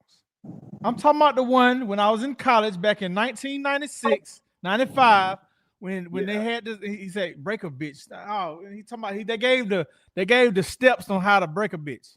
What's the name of that Now, song? see, so okay, see that's why I say you're talking about 2 different albums. What you're talking about there, you're talking about niggas like me be pimps. That's on their first album they got popular. And it got Alexis on it. Space Age Pimpin'. Okay, that ain't the one. Was on top of the world. That came out in 95. Okay, the first one came out in 93. Okay, the one with the where he was talking about that, the first album when he was talking about that, we listened to that whole album, and I can't remember. Yeah, when they had that armed robbery, Mr. Armed Big, Robbery. you talking about that? Mr. Yeah. Biggs, Mr. Biggs. Like, yeah, that's my favorite album right Yeah, okay. So Space Age Pimpin' wasn't on that one. Space Age there. Pimpin' What was the name of that is album? on the third album. That's called On Top of the World. Okay, that's the one I like, On Top of the World. That was No. I'm saying no. On Top of the World is one with Space Age Pimpin'. So what's the first album called? Coming Out Hard. Coming out. Yeah. You Coming could out. ride to the album. Almost every yeah. track on that one. Seriously, for me. Yeah. Okay. Yeah, that's dope. That's dope. Chris, what you got? Ooh, man. Well, this is one group that I'm a little younger than y'all, so Man, just say what you like, dog. You ain't gotta be calling old. I ain't gonna lie, man. One group I gotta mention is the guys that came up with these ninjas ain't running, but y'all mouth, cause the first hater getting tossed out. I'm talking about 3 6 Mafia. 3 6, 3 6, 3 6. 3 6 Mafia, man. I ain't gonna lie, I grew up on 3 6. A lot of 666 Mafia for me growing up. A lot of guys that came out of that group, as in, saying the Coopston Ninjas and the Player Flies, the T Rocks, saying like all those different guys like that. So Yeah, 3-6 Mafia is definitely gonna be one. And then when they was all together and they made albums, they were kind of unstoppable, man. So that's one group I got to say. Definitely Outkast gonna be another one. When I was able to start listening to Outkast, those guys, they just put the words together and they flowed so well. So like that's one group that you can say totally different opposites, but they came together so wonderful, and it was masterful music, man, masterful. Stand the test of time too. You can really just pop in an Outkast album right now and just ride. And what I'm saying, I love music that's like that too. Let me see. Who else? Believe it or not, I like LL Cool J. What I'm saying, like the old LL Cool. LL dope, man. LL dope. Yeah, man. I like LL Cool J. Shoot. And there's so many great artists, like for real. It is. That's tough. That's tough. Who else I want to mention? You got two more. Dang, that's tough. Okay, hold on. Growing up for me, man, I used to like DMX too, man. I can't even. DMX. Yeah, man. I ain't gonna lie. Dark Man DMX was that guy. Is my dog, man. Earl DMX was that guy. Yeah, man. DMX Earl had was the rap game in a chokehold for quite some time, and I don't know if people really admit it or not. But yeah, man. X, I ain't gonna lie. I got all of X's albums, real thing. Like, ain't no bootleg, ain't no nothing on no hard drive, none of that mess. Every last X album that's came out, I bought. So it's just like I was one of my guys. Like, who would be the last one? Shoot. I guess you can say more modern. I gotta go Clifford, man. I gotta go T.I. Okay. Yeah, Tip. Yeah, Tip dope. Man. Yeah, Tip dope. And, the thing that really did it for me was the Down for the King mixtape, when he went at Lil Flip the way he did, and then he came out with Urban Legend afterwards. I already had liked T.I. before that. But growing up, when that happened, and I started, coming within my teens, start smelling yourself a little bit more, how it is. And shoot, man, I just love the fact how he just went at Holmes, and he really didn't have no care. It was no care at all. And there was once upon a time I used to like confrontation. So it was just like, I just felt it was like real good confrontational music. So, and over the time, like, he's made plenty of hits and plenty of albums and stuff like that. I don't think he's doing music anymore now, but he has a nice catalog. So, representing the South, so it was T.I. You could really throw Wayne in there as well too. But it's just, I know we only had 5. So yeah. No, I get it. I probably got 7. My brother's gonna really give me grief for 1. So for me, number 1, I'm old. I'm beeper old. I'm rotary dial old. I'm 54. So for me, how old are you? 54. Okay, man, you ain't that old, man. I appreciate it. So for me, number 1 is Rakim. That's just like me. That's my opinion. Number 2, Eric Parker, get ready to throw your whatever you're gonna throw. For me, it's KRS-One. I was a big time KRS-One fan back in the day, and my brother gives me so much shit because I put him in the top 5. But whatever, Eric. Hey, I like KRS-One too. I think very deeply. Yes. Hey, man. Yes. Hey. Oh, you're a philosopher? Yes. Hey, man. Yes. Yes. Yes. I think very deeply. Let us begin. Anyway. All right. So for number 3, I have to put. I got a lot, man. So number 3, I gotta go T.I. Number 4, I gotta go Lil Wayne. Because if you like, as a lyricist, Lil Wayne is he's not where he is now, but I mean, if you listen to his catalog, genius, right? And then number 5, especially Carter 1, Wayne on up. Yeah, I ain't gonna lie, that was crazy. And then number 5 for me has got to be Andre 3000. Andre has a mix of okay, no, it's a tie. It's a tie. I know it's difficult, but for me, it's going to be Andre 3000 and then Busta Rhymes. And I say Buster because Buster is one of the most versatile rappers I've ever seen in my life. So he can do it slow. And like that song he did with Chris Brown, and that thing's been emulated so much. Like it's it's a classic. It is a classic. Yeah. First off, Busta killed it. Yeah. So that would be it for me. That would be it for me, gentlemen. But man, I like all the names. I like everybody that we name, man. I can listen to everybody that we name. Hey, let me ask y'all this. We got more time. Y'all trying to jump out? We got more time. Yeah, because it's Christmas Eve. We almost got Christmas, y'all. Yeah, it's Christmas Eve, so I can kick it. You know what I'm saying? So let me ask y'all this. While we talking about songs, tell me, you can do one or you can do two. Tell me a song that changed. I don't necessarily say changed your life, or tell me a song that's when you first heard that song, an event happened or something is always associated with that particular song. A song that you hear, no matter what, you remember what you were doing when you heard that song.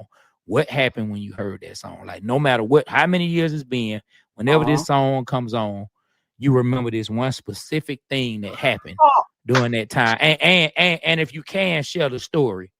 I've got please share the story. I've got to. All right. So Tupac Straight Ballin'. The first time I heard that song, I think I was on my way to my mom's house. I think I had dropped off my wife now. She was my girlfriend then. And I was on my way back to my mom's place. And this cop stopped me. And I can just remember being so agitated, right? And the cop didn't even say anything like he wasn't foul or anything, but it was just the fact that when he stopped me, I got this song going and I'm just juiced and I'm ready for anything. And I didn't turn it down. You know what I mean? Like, you know how they tell you when the cop, I didn't turn it down. You gonna hear this. And I'm listening and I'm vibing. And as the cop is talking, I don't hear shit he's saying because I'm listening to the music. And finally, he was like, can you turn it down? And I still didn't. And finally it ended. And when it ended, I turned it off. But I remember just being so, oh my God, I was on one that day. I remember that. Wow. And another one. I'm glad you made it out there safe. Yeah, man. Goodness. Yeah, I was the idiot. He was cool. Like he didn't say anything. He wasn't foul. I was on one. You know what I mean? And Rodney King, all that. You there's a natural apathy towards cops for any black man. And if you don't, then I don't know why you wouldn't. I mean, you have to have at least a little fear in the car or some sort of resentment. Anyway, whatever. Second song for me is oh God, I need Eric to tell me. Little Friend by Gucci Mane. So when I heard that song, my brother and I think we were going to bury my grandmother. Sorry to hear that. Oh yeah, no, it's been some years now, but thank you. But I fell in love with that song, man. And the reason it's so funny is because I'm one of those that when I hear a song, I got to play it over and over again. I'm one of those guys you hate to ride with. So I must have listened to that song. And Eric, if you're out there, please comment. I must have listened to that song at least 30 times on the way down and on the way back. And my brother hates that song. He's never played it again. But I remember we were on that trip, and I remember just the chorus. Could have been a doctor, should have been a lawyer, go to court so much I could have been my own employer. I'm a die a dope boy. I fell in love with it. Just the hook, the sound from Scarface, like that was just my favorite. And I've been in love with Gucci ever since. Like he's one of my favorites. I can't believe I didn't put him in my top 5, but whatever. But that's it for me. So guys, go ahead. What about you, B Rich? All right, so I got 3 come to mind. My first one I had moved to Denver as a kid in like the 6th grade, and was going into the 9th grade to the 10th grade. We was going to the 10th grade, moving back, and I just remember LL Cool J. He came out with the song "I'm Bad," and I remember it was a big deal, and it Yep. was like everybody wanted to watch it. And I just remember moving back to Atlanta, and I just remember that feeling. And it's like, no rapper can rap quite like I can. I take a muscle-bound man and put his face in the sand. And it's just like that video. He was so fly. He was all just moving real fast. And I loved it when I came to. I was like, yeah, it just made me feel like I'm moving to Atlanta. And it just got me crunk. Then this next one was, I had just finished my first year in college. I had met a girl I liked.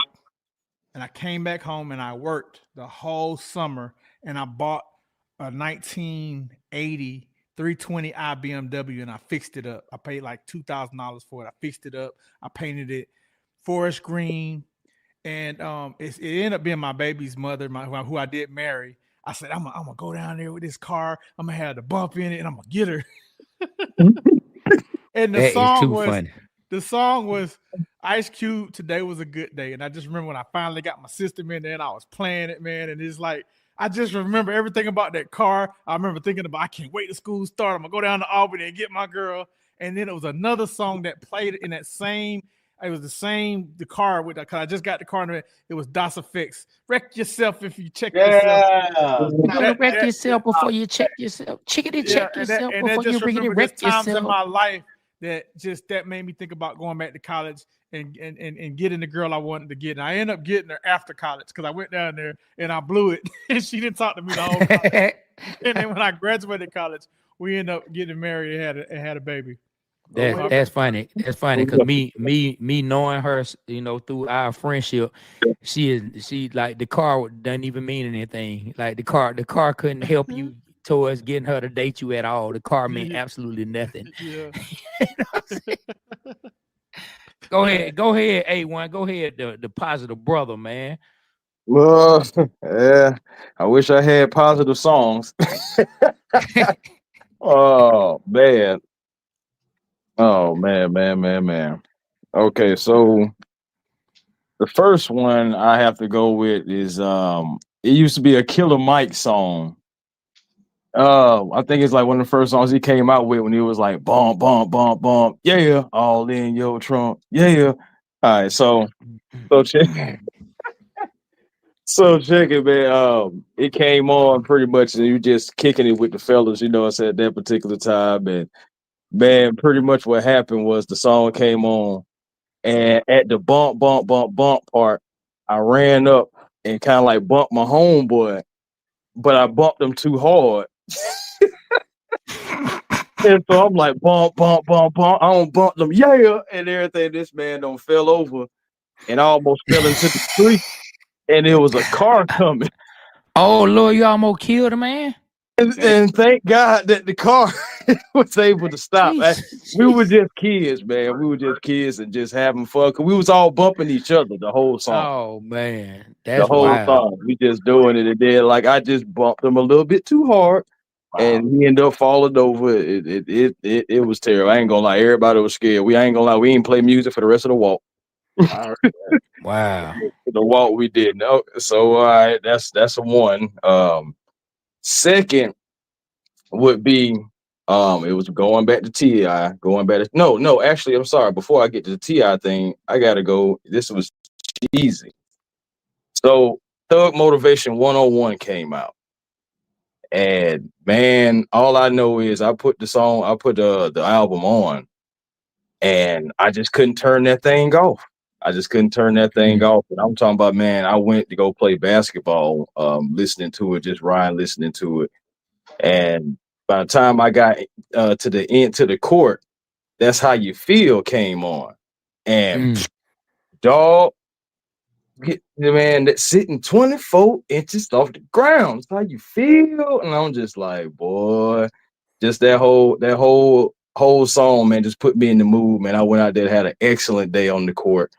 I was everywhere, knocking down shots, playing defense, just everything, man. It was just a great a great song. And then, you know what I'm saying, it was one point I had hit a game winner, and I had started screaming, "That's how you feel." That's how you feel? Hey, man. Oh yeah, And then, you were so, feeling the vibe that day. man, I'm telling you. Then the last one would be T.I., man. It was going back to that Down with the King mixtape. It was that I got 99 problems, but little Flip ain't one, man. I ain't gonna lie to you. I listened to that thing for like 3 days straight. I had an exam coming up, listened to it before that thing, and ended up passing that exam with an A.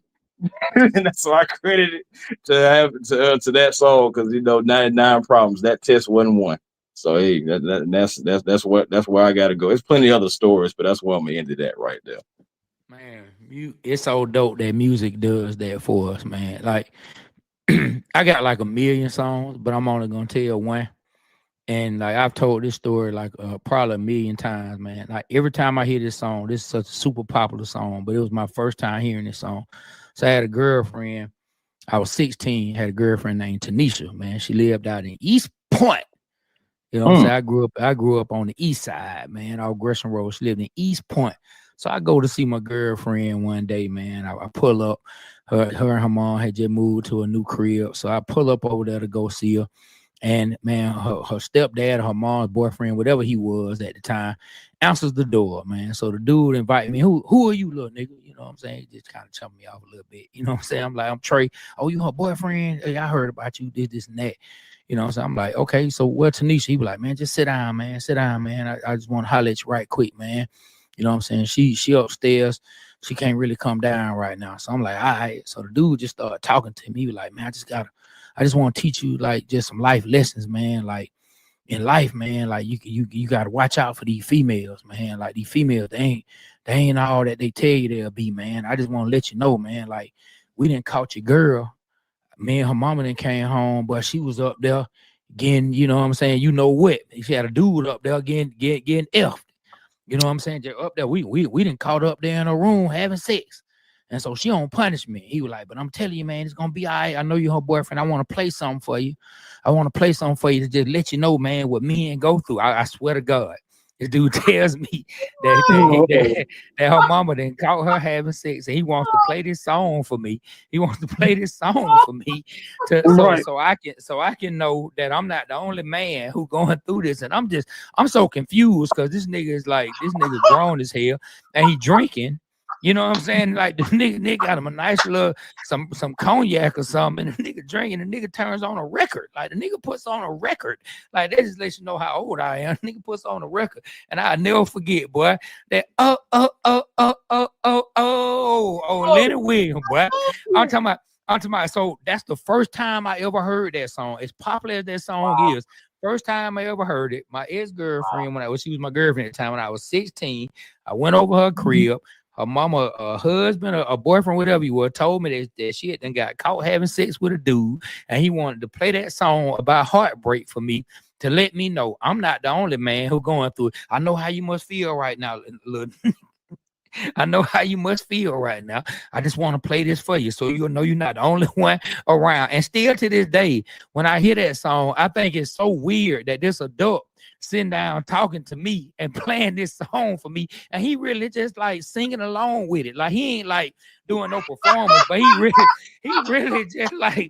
And it's like, man, every time the song come on, man, me and my wife laugh about it because I'd be like, I still can't believe this actually happened. Like the dude played the song. Really man, I'm trying, dog. I swear, I promise you, dog. Hey, did you ever talk to the girl anymore? Yeah, that's what I wanted to know. So, yeah. So wait a minute. Happened? Did you bring it up? Because so obviously this happened while y'all were dating. Did you bring it up to her? Like, what was that like? Yeah. That was it. I had told her, you know, like that what he said. We weren't messing around, dealing with each other like no relationship no more. The next time I saw her, she just happened to come over and hang out, and you know we were teenagers, so we did what we did. But now me and her weren't together no more after that. Wow, that is a story. Like that is. I'm talking about dog. That man. I'm talking. It was so funny to me now that I like every time I hear that song. Not the only man going through this. The grown dude drinking cognac, playing Lenny Williams, man. You so just maybe you ain't been in love like I've been in love, and I'm sitting there thinking myself, this is weird. You know what I'm saying? Like, and And then part of me wanted to ask him, I'm like, should I ask the nigga for some alcohol or something? Because I really want to drink. Like, you know what I'm saying? Nigga, I'm here. You know what I'm saying? I'm here. Let me get some of the alcohol. You know what I'm saying? Hey, man, what a great experience, man. Life, my brother. Life. You think he was reliving Nothing beats it. It sounds Say, like do I think what, Tier? It sounds like he was reliving it. Like Man, it sounded to me like that hurt him, and he saw himself in you. You get what I'm saying? It may have. Man, that had to be. Man, he played that. He was like, man, I just want to let you know you're not alone. I mean, like, it's funny now, but back then I was a teenager, so I'm just kind of like, man, this is like, I don't really know what's happening. I was just like, but this song is dope. And then I'm processing like, hold on, this nigga say she done got ran through. Like, So she done got run through. Like, I can't get my mind off the fact that he told me he came over, they got home and she was getting ran through. Like, you know what I'm saying? Like, I couldn't get that out of my mind. But then this jamming song coming on, I'm hearing this dude. I'm like, this dude sound like he in pain. You know what I'm saying? But I'm thinking like, I'm not that hurt. You know what I'm saying? Like, I didn't want to hear that, but I'm not feeling how he feeling. You know what I'm saying? But I mean, not about her. We weren't like that. She was my girl, but we weren't like that to it. But it was just a weird experience, man. I mean, dude, you win like that. I can't think of an experience I ever had like that, bro. I mean, that's wow. That's crazy, man. Then another song where it's not really a story to go with it, but it like changed. It changed the way I view like making music. Like, first time I ever heard "Never Seen a Man Cry Till I Seen a Man Die." Like, first time I ever heard "Never Seen a Man Cry Till I Seen a Man Die." Like, man, like Scarface. Scarface. That was Scarface. Man, that's one of my favorite rap songs. The like, video was dope. Man, when I tell you, it was. It had old boy from Minister Society in it.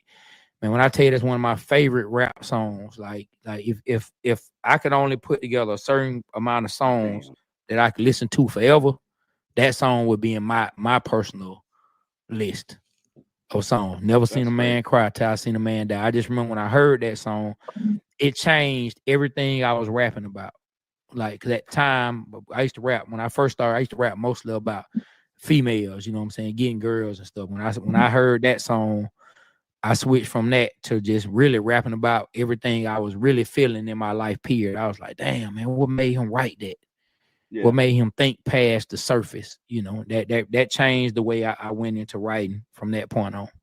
Trey, let me bring this up. I feel like we said song. I'm gonna tell you an album that changed my perspective on life. Okay. It was 1990. I just graduated high school. Was trying to figure out, what I was gonna do. Like, I know I had a scholarship to play football at Tennessee Wesleyan. I had a girlfriend that I didn't want to leave. My best friend went to Albany State, and I just remember driving down over to by Avondale Mall in that area, like, Columbia Drive. We was driving up that street. Mm-hmm. But it started going towards Avondale Mall. No, I know what you're talking about. Yeah, popped in the CD, man. It was me and Jack Boner, and it said, "Welcome to Death Row." Oh boy! And I heard first time hearing that record. Yeah, first time hearing that album, man, changed my life. Cause like back when I was in high school around that time, it was taboo to smoke weed. Like, if you smoke weed, you was bad. They was the bad people. Like, you know what I'm saying? It wasn't really looked upon for me. You know what I'm saying? But then that album made it cool to smoke weed. So I was like, I tried it out. I thought, hey, I'm gonna smoke weed. And then another thing was, it was, and I excuse my language, you know what I'm saying? I'm just going by music, but like, women wasn't really bragging about giving head, you know what I'm saying? But like they made it like BITCH, you know what I'm saying? And it was like, that was the end. And that's when it became acceptable. Call it's never acceptable. I have a daughter, but that's when society just changed to me. Like, you start calling females the B words, weed. Everybody smoking weed is the cool, the chronic. You're doing this in college. Everybody just had chronic. Then everybody was selling it, smoking it, blah blah blah. And I feel like that album in itself just changed my life. And I feel like, my opinion, it changed society in a sense. I really do. That's Yeah. I don't know if you So remember that. before that, NWA did a lot of that. NWA did a lot they did with they F did the Police, all of yeah. that. You know what I'm saying? It started the trend, but Yeah. that album just, No, it did. I got older. I was going to college. You know what I'm saying? For Yeah. me, now I'm Yeah. pretty sure for some people that was at my age at that time, NWA was the one. But Oh yeah. and what they were saying, and it just was like that was a well Well, put together album.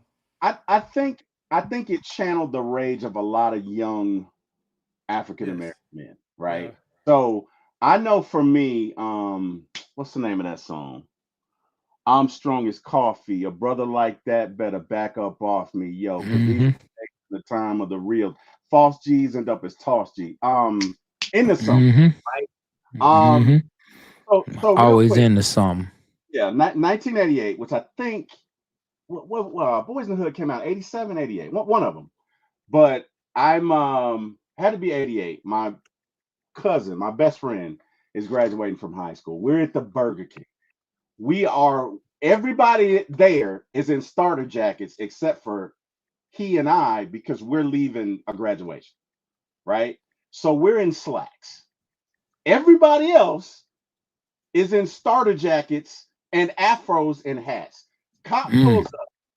comes up to me, says, "Hey, do you know anything about a fight?"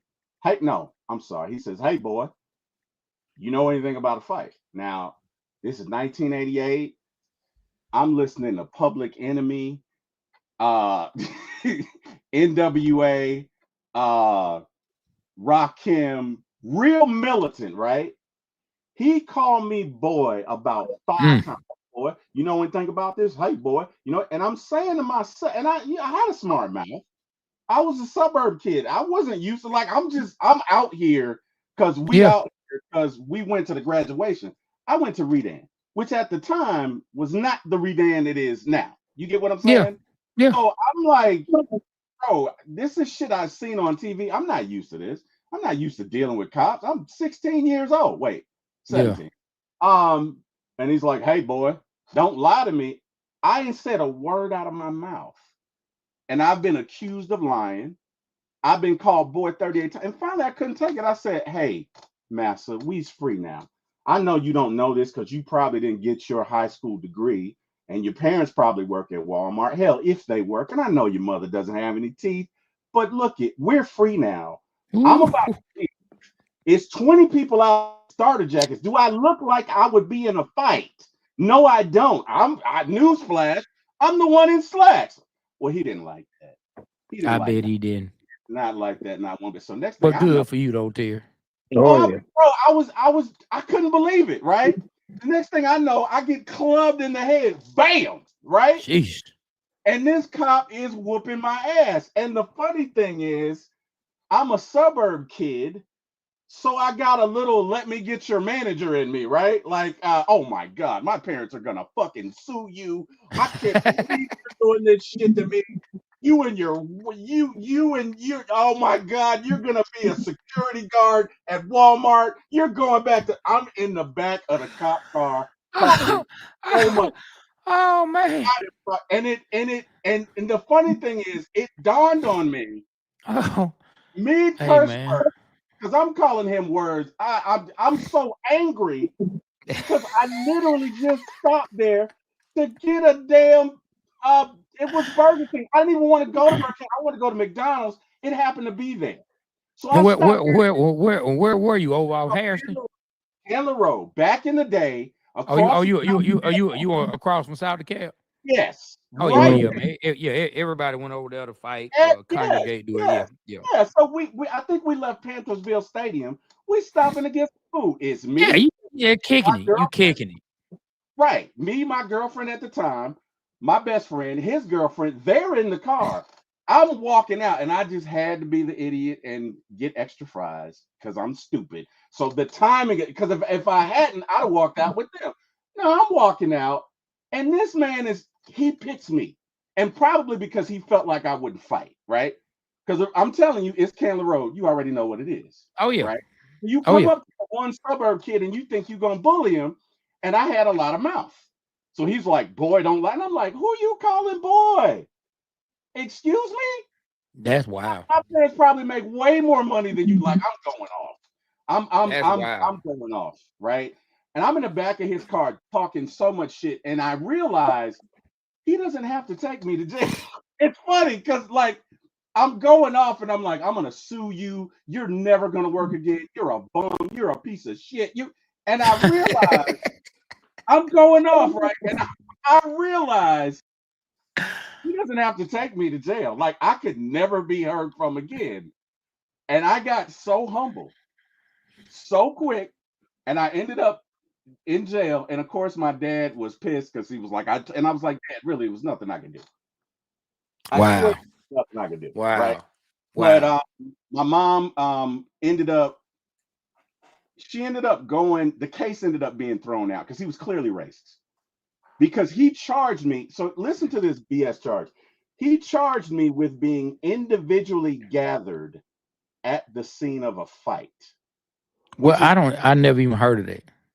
Well, that's an oxymoron. How can you be individually gathered? Yeah, individually gathered. Like, how can I be individually? Who did I gather? Myself? So you're saying I gathered myself?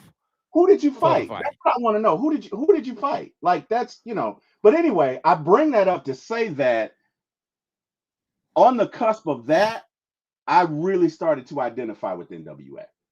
Like you get what I'm saying? Like after that, because I was that cop beat my ass. It was him and another one. And it, like I said, what I had never experienced that before, right? I'm a suburb kid. You know what I mean? So I'm walking away and he clubbed this shit out of me. And the next thing I know, I got two cops beating my ass. And of course, my dad is like, grew up in Alabama, and he's like, son, there's no excuse. You could have kept your mouth shut. Now, 54-year-old me probably wouldn't have done that, right? But 16-year-old me, in the face of clear bias, like I literally didn't do anything. I'm just walking out and you pick me. And this man talked to me like it was 1942. Hey, boy. Hey, look at me in my eyes. Hey, boy. Hey, don't look away. And I'm like, you are not my father, right? Like, I got Public Enemy, Rebel Without a Pause, going through like so many emotions are going, and I couldn't take it, right? I could not take it. So, but anyway, say all that to say, I can see why a lot of young African-American men identify with that, because once you have an experience like that, it changes you forever. You get what I'm saying? Like it 100%. Changes. You know what I mean? Even 100%. And I don't break laws, I pay my taxes. Whenever there's a cop around, I have a little bit of apathy. I'm not gonna lie. I have a little bit of apathy. And it's sad that we have to have conversations with our sons that say, hey man, 10-2. You know what I mean? Don't make any big move. You have to have that conversation with them. You shouldn't. Yeah. But you have. Yeah. So anyway, I didn't mean to take it there. No, it's all good. Like you talking about something that's very valid. I've had my own situations. I can share those another day that we get on. But I have similar stories, you know what I'm saying, in the same similar areas, you know what I'm saying. Except I probably was in the wrong in my situation, you know what I'm saying. I probably was in the wrong in my situation. But look, let me ask y'all a question, man. I hope B Rich still on here, man. So I want to see if y'all think like me or if y'all think more like my partner. We had this ongoing debate. You know what I'm saying? Like me and B Rich had this ongoing debate. Do you feel that your words, positive or negative, have an actual, like a real effect on if the Falcons win or lose? Oh my God, where is my brother? Oh my God, he needs to be on here for this. We got into an argument over that. We got into holy shit, man. Get out of my head, Trey. Stop it right now. Get out of my man. So, that's how we started going back and forth earlier, because he was about to go there with that whole positive stuff when it comes to the. I just want to know what y'all think. You know, and it's no right or wrong answer. I'm sure some of us are gonna agree to disagree. But do you believe that your words, positive or negative, have a real time Merry effect. Christmas, everybody. Yeah, Merry Christmas, everybody. Yeah, Merry Have a Christmas, Merry real effect on if the Falcons win or lose. Falcons, Hawks, whatever sports team, your team wins or loses. Now, I mean, I don't think my words are gonna do anything either or, but I do have a thing about being in the building, you know what I'm saying, to try to support. I feel like a lot of times when I go to the games and whatnot, that you know, so a lot of times the team actually wins. You know what I'm saying? I got a winning record being in the building, you know what I'm saying, with victories over losses, but still. My words though, I mean, I don't say things positive and we still lost. I don't say there's plenty of positive things and we still lost. I don't say some of the most positive things that I can say are on about positivity and preach about it, pray over it, everything, and we get dog walked. So I mean, I don't think, you know, either way it goes, you know what I'm saying? For me, I don't think my words do anything, but I do believe being in the building, you know what I'm saying, helps though. And I'm like, man, I go out there and support. So honestly, I'm gonna say yes and no. I'm gonna say yes and no. Stop straddling the fence, T. Will. Oh, I'm gonna straddle it like you know what. So my brother is a firm believer in energy. Firm believer, right? Um, he comments all the time that a lot of times when you go to the dome, that a lot of our fans are very passive. Now, I cannot say that that's been the case this year. I went to two games. I went to Kansas City and Pittsburgh, and both times the energy was there.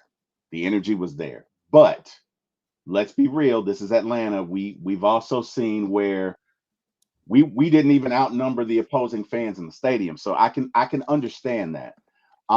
His thing is energy, right? He commented on a time where it was third down and we were on defense and he was trying to get everybody to stand up to make noise to throw off the opposing quarterback.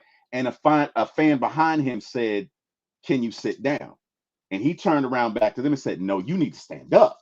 We need to make noise." So I do believe energy, and I believe energy has something to do with it.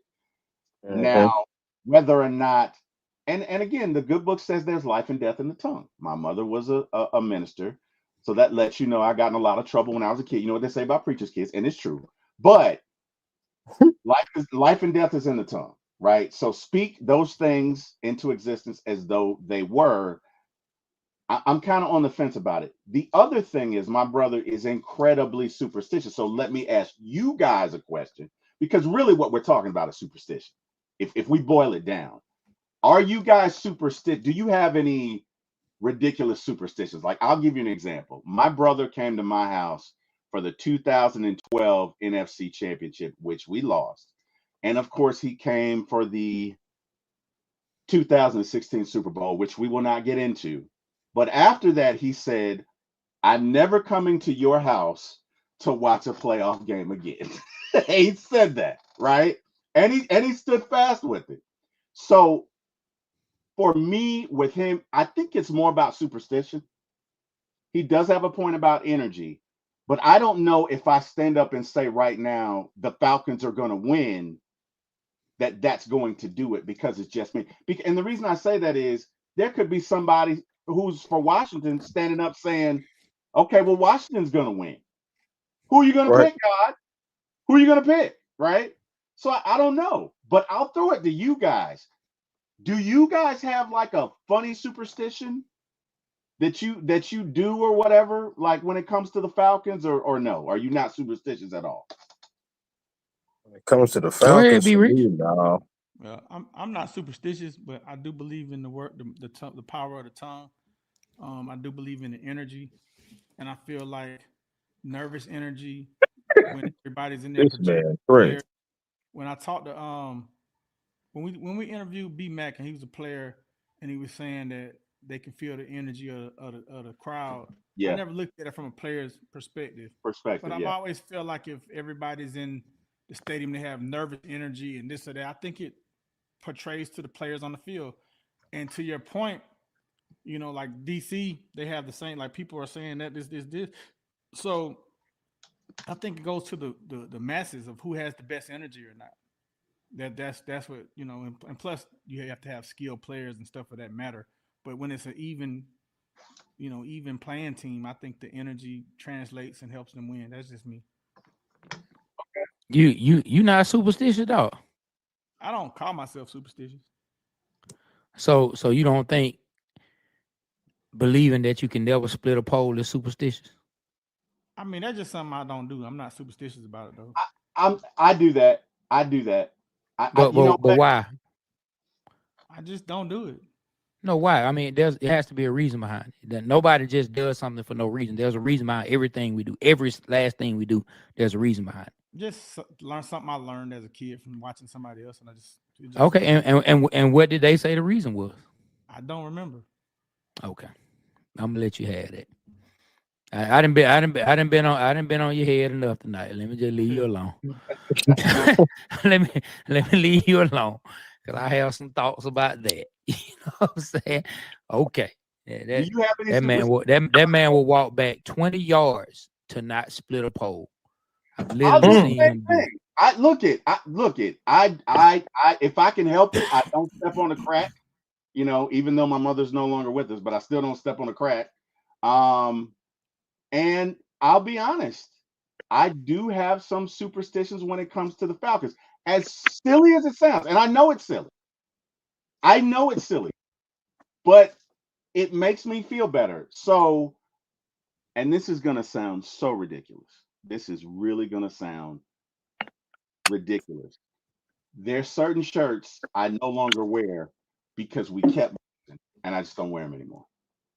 And I know it has no impact. I know this, but I'm compelled to not do it. Right? I mean, and all of us, most of us, I'm not going to say all of us, but most of us have some sort of superstition. Not all of us. Most of us do. Right? There's certain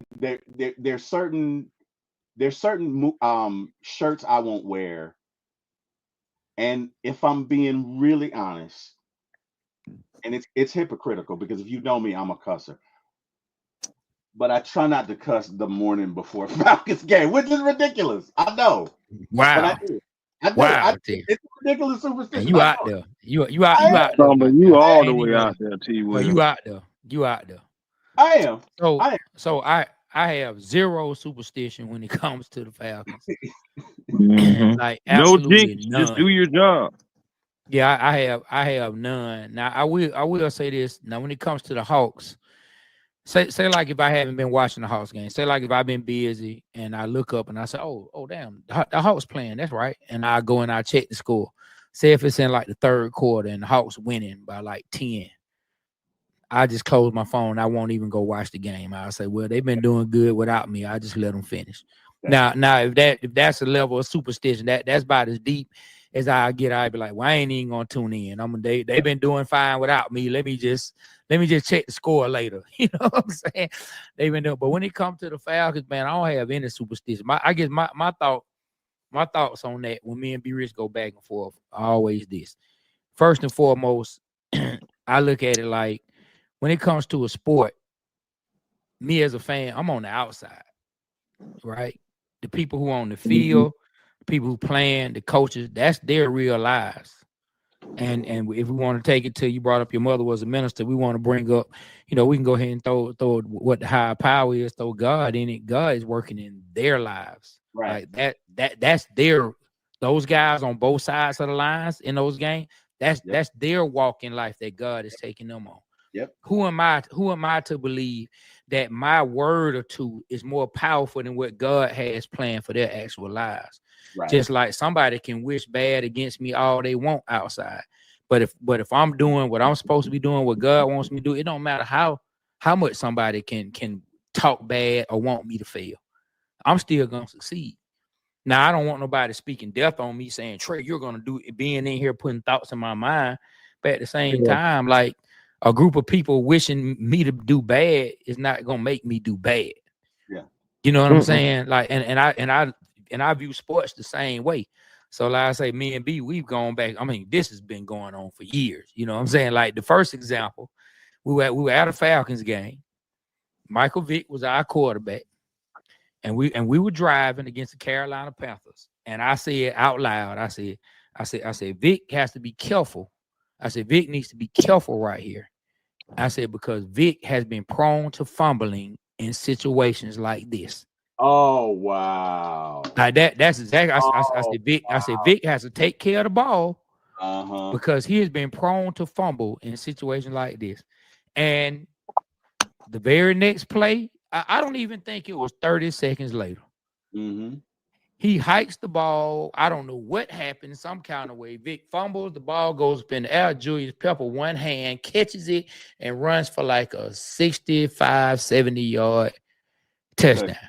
Yeah. And me and B Rich get into a shouting match right there in the stadium. Oh, B Rich, you was that man.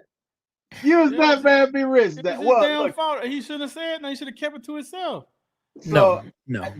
This is one thing I will say. In regards to what you just said, Trey, we see on TV all the time where an announcer will be like, he hasn't missed a kick. Minnesota against the Falcons, 1998. I remember it like it was yesterday. The Vikings have the ball. They're about to kick a field goal. And if they kick this field goal, it's 2 possessions. This game is over. And literally all year. Exactly. Because the announcer, matter of fact, it was John Madden and Pat Summerall. And it was probably Pat who was like, and the kicker hasn't missed a kick all year. And sure as whatever, the next second he misses the kick. Right? Yep. You see it in baseball all the time, Chris. Oh, he hasn't thrown a home run and bam, home run. So I mean, it happens, right? Now at the free throw line with players. Oh, he's perfect at the strike. Right? Doink. So Trey, you don't think there's anything to that? You going back up there with Carter? You can ready to go to bed? Okay. All right. I'll be getting off in a little bit. I mean, stuff like that happens, but overall, my thought process is the guys on the field, they have that's part of their actual walk in life. Like everything that's happening is part of their actual walk in life. And who am I to think that I'm so powerful that my little word as a fan is gonna overpower what God wants for them in their lives? And that's a good point. That is a good point. But what I would return, and look, I'm not saying either way, right? This is just conversation. Yeah. This is what I would say to that.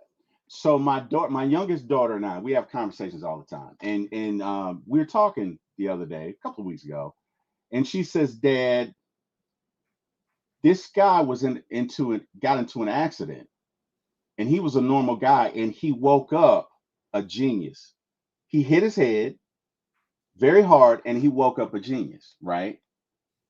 And you hear cases all the time of schizophrenics who are right-handed and have no musical talent, but when the other personality takes over, they speak 5 different languages and they can play a piano perfectly, and they do everything with their left hand.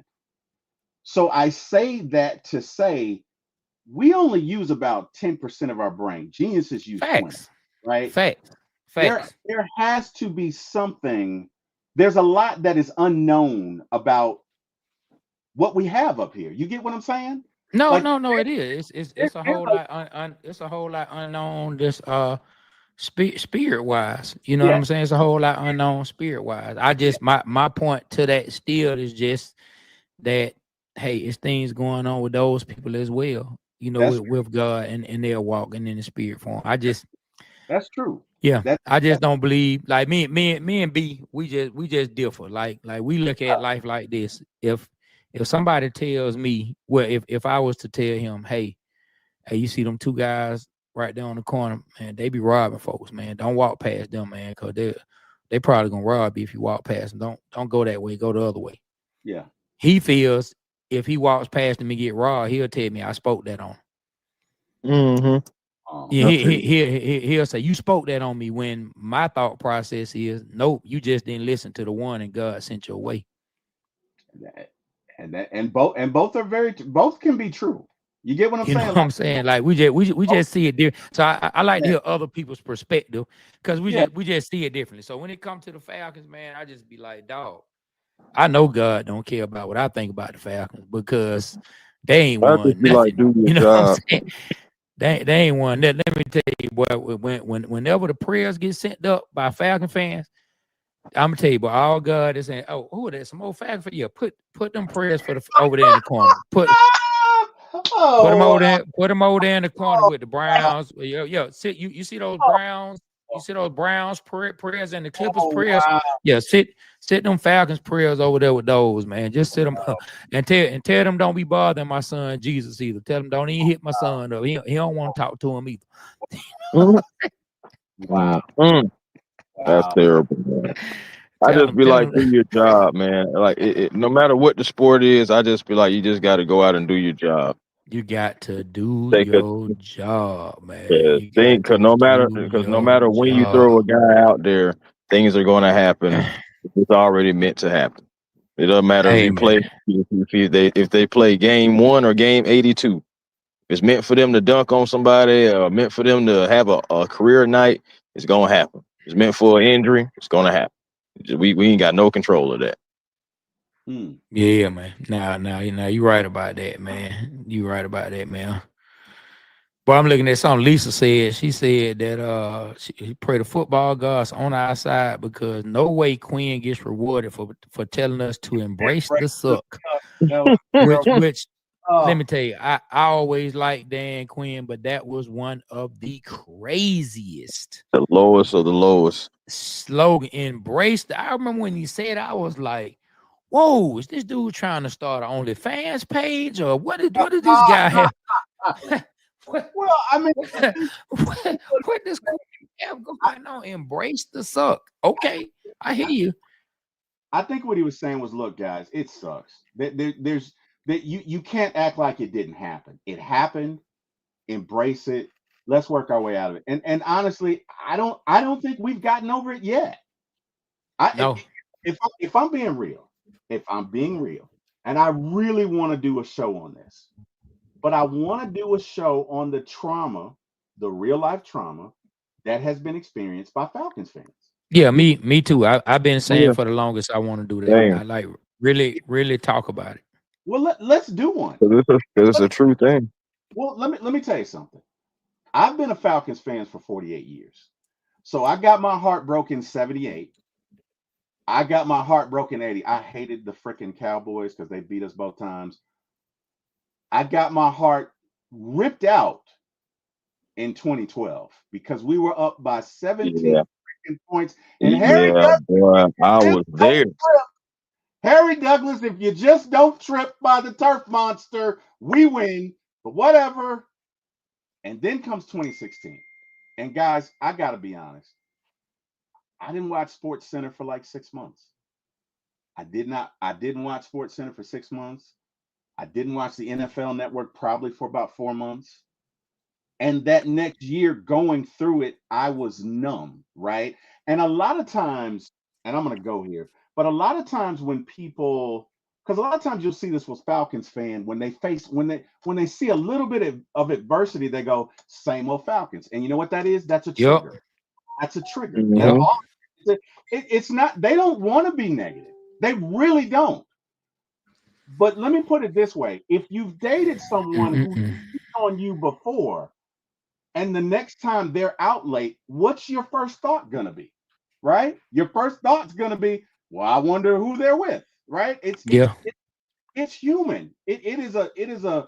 And so, and I've talked about this with people, and it's like, I had to reassess where the Falcons were in my life. Because what I came out of that is, look, the Falcons are not my God. I do not worship them. I love them. Don't get me wrong. I love my Falcons. I've been watching them for 48 years, and I just want to see them win one Super Bowl. I'm not greedy. I just want to see. I want to be alive and aware and have all my marbles and see them win a Super Bowl. Because Man. if I will celebrate with my mom and my dad's ashes. I'll hug both my brothers, probably cry, and I'm gonna cry. Preach, Terry. Preach. And I'll move forward. You know what I mean? Preach, my brother. Preach. I had to get to the point where I was like, look, the Falcons are not my God. They're not my wife. They're not my kids. Preach. I had to put them in a place to where, look, if they're gonna lose, they're gonna lose. There's nothing I can do about it. Because Preach, my brother. 2018 was a catastrophe. And I was never comfortable. I'm sitting there with my brother, and we're watching it. And I'm like, Eric, we don't have a running game. And I'm worried about it. And this is when we're up 28-3. I'm like, Eric, we don't have a running game. Because remember, what's his name had a broken leg. Tevin Coleman got hurt. Alex Mack had a broken leg. And then Walker got hurt in the third quarter. And we couldn't run the ball, right? And I had this uneasy feeling, but watching that whole thing take place, the humiliation, the embarrassment, I cannot believe this happened, right? You already know what the narrative is for most of Atlanta teams at that time. Look, the Braves just won their second World Series in 2021. Most Atlanta teams, the narrative is they can't win the big one. And all they did was accelerate that. And I'm sitting, I didn't even finish watching the game in the den with all our company. I went in my bedroom. And I'm sitting there and I'm like, I'm a grown-ass man. I'm not going to cry. But I was crushed. I was speechless.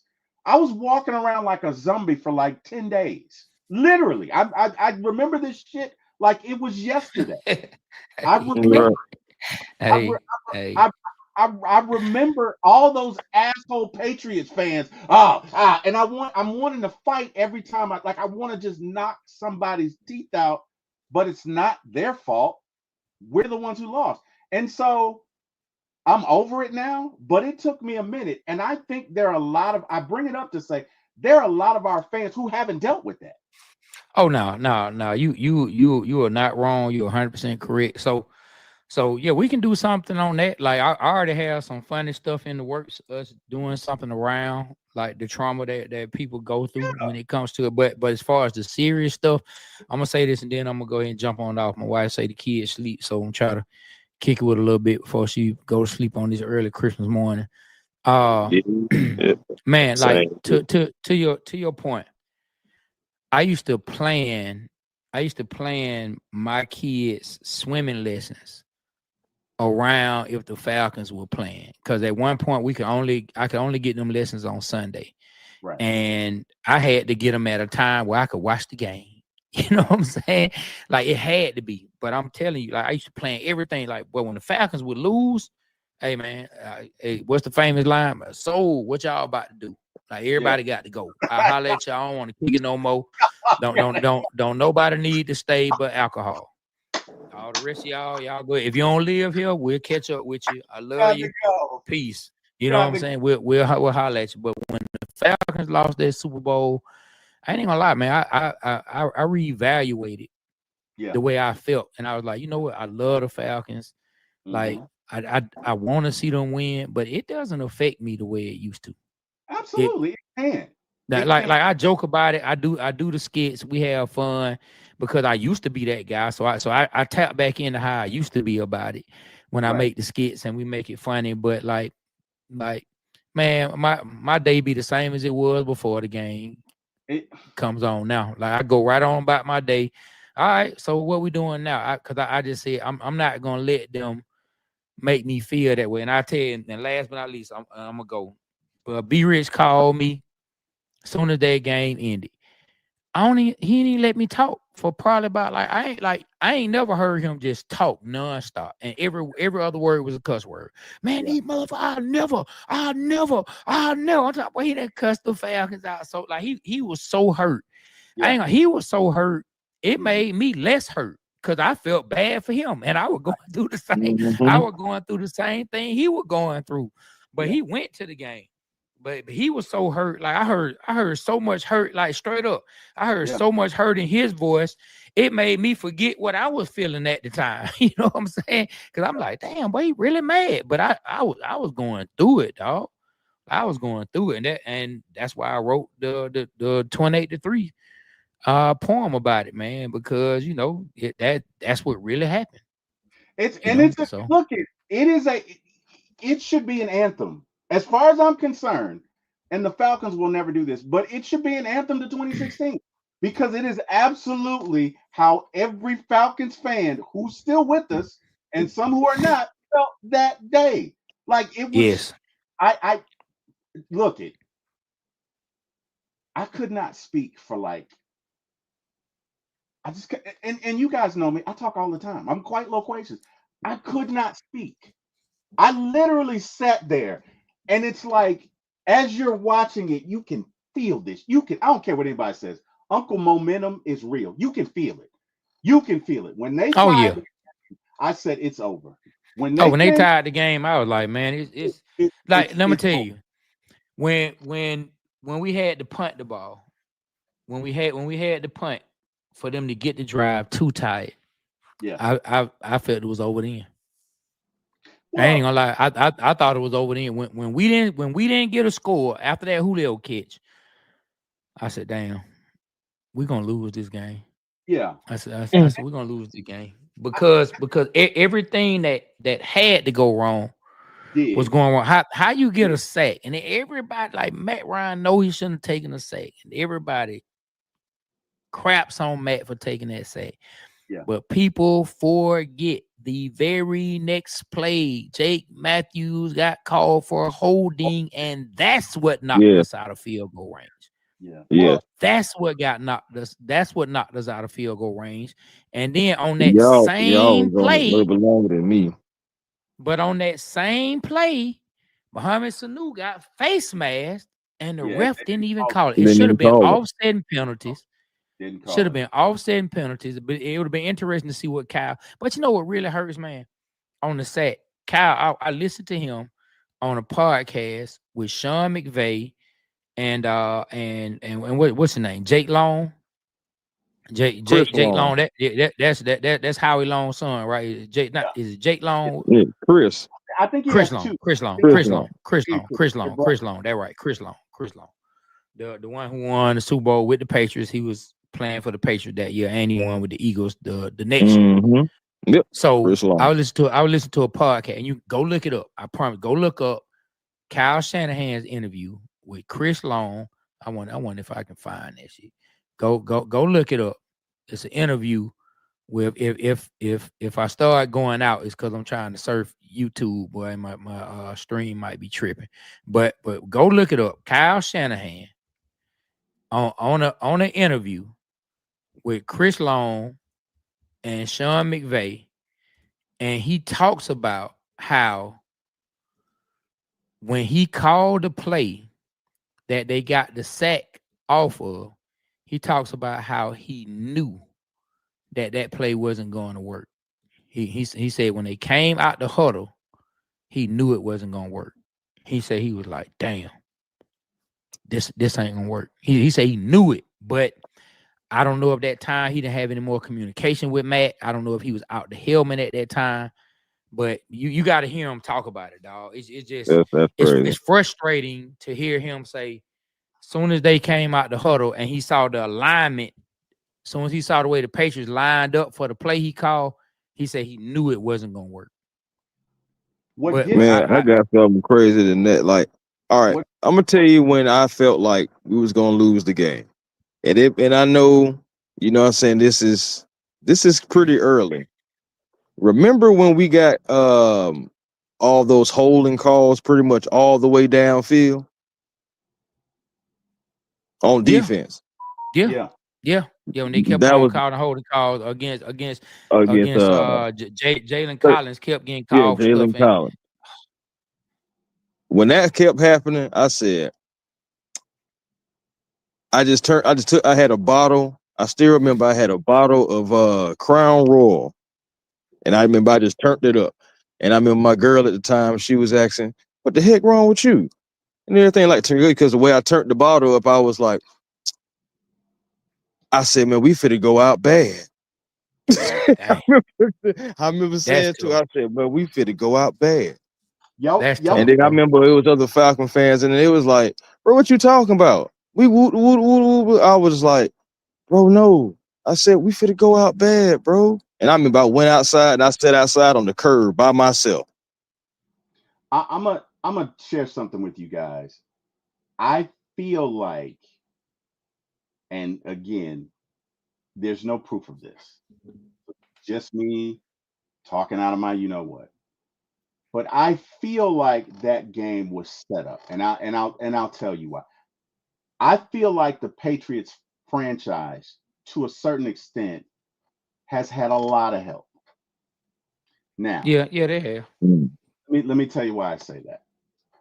If you look at that halftime show, that is the longest halftime show in the history of anything. There was not one longer before. There has not been one longer since. Why is that important? Well, our center had a broken leg. Alex Mack, who was our star center, he had a broken leg. Anybody knows when you go through something like that, if you're going to play in the Super Bowl, they're going to give you a shot, right? How long does that shot last? Typically, about a half. 2.5 hours, 3 at best. That halftime show was at least an hour and 15 minutes. Why is that? There was nothing wrong with the lighting. There was nothing wrong, right? You don't have enough evidence? Okay, fine. 2001. What happened? What major event happened in 2001? Oh, yeah. You already know. 9/11. And the Patriots win it? Now, mind you, Belichick it's documented, he had all their plays, right? So, Trey, if we playing Madden and you know every play I'm going to run, are you going to kick my ass? Yeah. Pretty much, right? Yeah. You know every if I know every play you're going to run, 100%. You're going to. I got you. Okay. I got you. So, I'm going somewhere. To those of you who wanted to hire Belichick, right? When Belichick interviewed, he demanded, not requested, because he gave Arthur Blank, a list of demands. One of them was that they change all of the access in the buildings. Half of the building was going to be only accessible for a few folks. Why do you think that is? So they don't know what the hell going on. No, because they've been accessing other buildings in other franchise. They didn't just cheat in 2001 is what I'm saying. They've been cheating. You get what I'm saying? They've been cheating. Now, look it. Am I saying that Bill Belichick is not a great coach? No. But who in the history of football has 6 rings and went to 9 Super Bowls? That is clearly an anomaly, which suggests you're doing something that these other coaches didn't do. Even in the 70s, the Steelers had 4 Super Bowls, but they were separated by 5 years. They never got to 6 or 7. And in this day, with the salary cap, where you got to remix a team every year, that's unheard of. So how are you doing it? Hey, Terry, let me say this, then I really got to get off. And you go watch I'm about to get up out of here myself. I really do have to get off after I say that, and then I'm gone. You can devil's advocate to what I'm about to tell you is, well, Belichick, maybe he just that good of a coach where he just prepares just for any and every situation, right? So, but I'm gonna tell you why I say you can play devil's advocate to this. If you look at the episode, I don't know if you saw it, where we interviewed William Moore and John Abraham. Have you seen the episode? No. Watch the episode where we interviewed William Moore and John Abraham. William Moore, this came out of his mouth. He got cut 2015, right? Mm-hmm. Yeah, and that offseason was the year before 2016. We went to the Super Bowl, right? Yeah. He said he got called up. What team called him up to interview him and wanted him on the team? The Patriots. The Patriots. Roddy White got cut. What team called him up and tried to sign him? the Patriots. Mm-hmm. Guess what William Moore said? Bill Belichick and the coaches sat down and started saying to him. He said that they weren't just talking to him about him. He said they started asking him questions about Vic Beasley. Like, so tell me about Vic Beasley. How does he like to, like, what pass rushing? Like, listen, this came out of William Moore's mouth. I promise you. Like, this was William Moore said Belichick and them were asking him about Vic Beasley, and then they were kept asking about different Falcons players. Well, how does he like to do this? How does he like to do that? How does he like to do this? How does he like to do that? Now, for those who do believe in conspiracy theories when it comes to sports, that is that deep that it was already written that the Falcons were going to play the Patriots. I mean, that's crazy. You know, I mean, however you want to slice it, and I'm gonna jump off. Think about that. That right before they went to the Super Bowl, when we didn't play them in the regular season at all that year. We didn't play them. We didn't. I don't think we played anybody from their damn division that year. I don't think we played that division at all that year. But yet he's asking for details on players from the Falcons. When was team this? You're not even gonna see that year. So this was at the beginning of the season or before they went to the Super Bowl? Like, when was this was in the off season, getting ready to go into the 2016 season. Wow. This was after 2015 in free agency. When they doing the free agent period before the draft and before the 2016 season, Belichick and were asking him about players with the Falcons. And Vic Beasley wasn't no star. Vic Beasley was coming off his damn rookie year. Who the hell was Vic Beasley to ask questions about? A damn good point. I mean, I'm just like he said it. I didn't say it. If you get a chance, watch it, pay attention, because we talk. He talks about a whole lot in the interview. But if you able to catch all of it instead, you'll catch where he said it. He talked about how when they pulled, they caught, and they tried to sign Roddy White. Yep. Well, hey man, I appreciate you joining. I had the best time, and anytime you want to come back, you and Rich and definitely A1.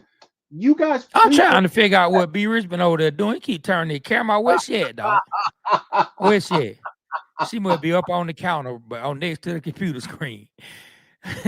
Where's she at, man? What are you doing over there, man? Let me get off, because I'm gonna start back talking, man. I gotta go, man. All good, man. No, hey, I'm gonna give you all later, man. Merry Christmas too. Yeah, Merry Christmas. Hey, seriously though, Trey, let's put together a show on trauma. Let's do that. Yeah, it's all good. It's all good, man. Look, y'all be safe, man. Appreciate y'all. Merry Christmas, happy holiday. Hope everybody has a blessed Christmas. Stay safe, and remember what Christmas is really about. Give God thanks for you being able to live another day, and spend time with your loved ones. Tell somebody you care about, you love you. Amen. And kiss your mama. Let them know you love them. Amen. Thank you. All Thank right. you. I appreciate Later. it. B Rich, you want to tell everybody where they can find you guys? Although I know they know, but can you tell everybody where they can find you? Yeah, man. Appreciate everyone tuning in. Y'all can find us on all platforms at Waterboyz Show. That's TheWaterboyz Show, SHOW. Make sure y'all support us, man. Thank you, and thank you for having us on here, man. Oh, it was a pleasure, man. Anytime. Thank you guys for coming. Thank you for joining me. Thank you so much. Chris A1, tell them where they can find you, brother. Hey man, YouTube A1 Forever Sports, Instagram, Twitter A1 Forever, and the real A1 Forever on TikTok, man. You know, so always come through, like, comment, and subscribe, have a conversation. Appreciate you having me on as always too, bro. Oh man, you know that. A1, you my guy, man. You my guy. And I just appreciate you showing up. I appreciate all y'all showing up. I know it was late. Thank you so much, gentlemen.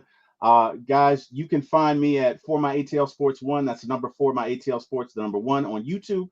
Please like, share, and subscribe. I want to thank God, because I would not be here without him. Thank him for the opportunity. Thank him for me meeting you guys. Thank you to everyone in the chat. You could have been anywhere, but you chose to spend your time with us. We appreciate that. Merry Christmas. Have a happy holiday. Enjoy yourself. And last but not least, thank you to Mr. Jack Spade and Mr. Eric Parker for giving me my shot on this business. Guys, rise up, and we'll see you when we see you. Thanks, everybody. Good night. Hey guys, Mark Wahlberg here. You've heard me say it before, but I'm going to say it again. You guys have to check out Hallow. This Lent, we are doing something really powerful. It's a 40-day prayer challenge for every day of Lent with Jonathan Rumi, Father Mike Schmitz, and of course yours truly. We are going through the incredible book, The Way by Saint Jose Maria Escriva, and I, along with my buddy Chris Pratt, will lead us through weekly fasting challenges. Join me and millions of others around the world praying every day this Lent. Stay prayed up and God bless you. Hey, it's Amy Brown from the Bout Show. Join me in supporting St. Jude Children's Research Hospital for a chance to win a trip to meet Megan Maroney at the 2025 iHeart Country Festival in Austin, Texas on May 3rd, hosted by Bobby Bones. We're going to hook you up with tickets, flights, hotel, food credits, and a meet and greet with Megan Maroney. Take action now to support St. Jude and help cure childhood cancer, and you're going to be entered for a chance to win.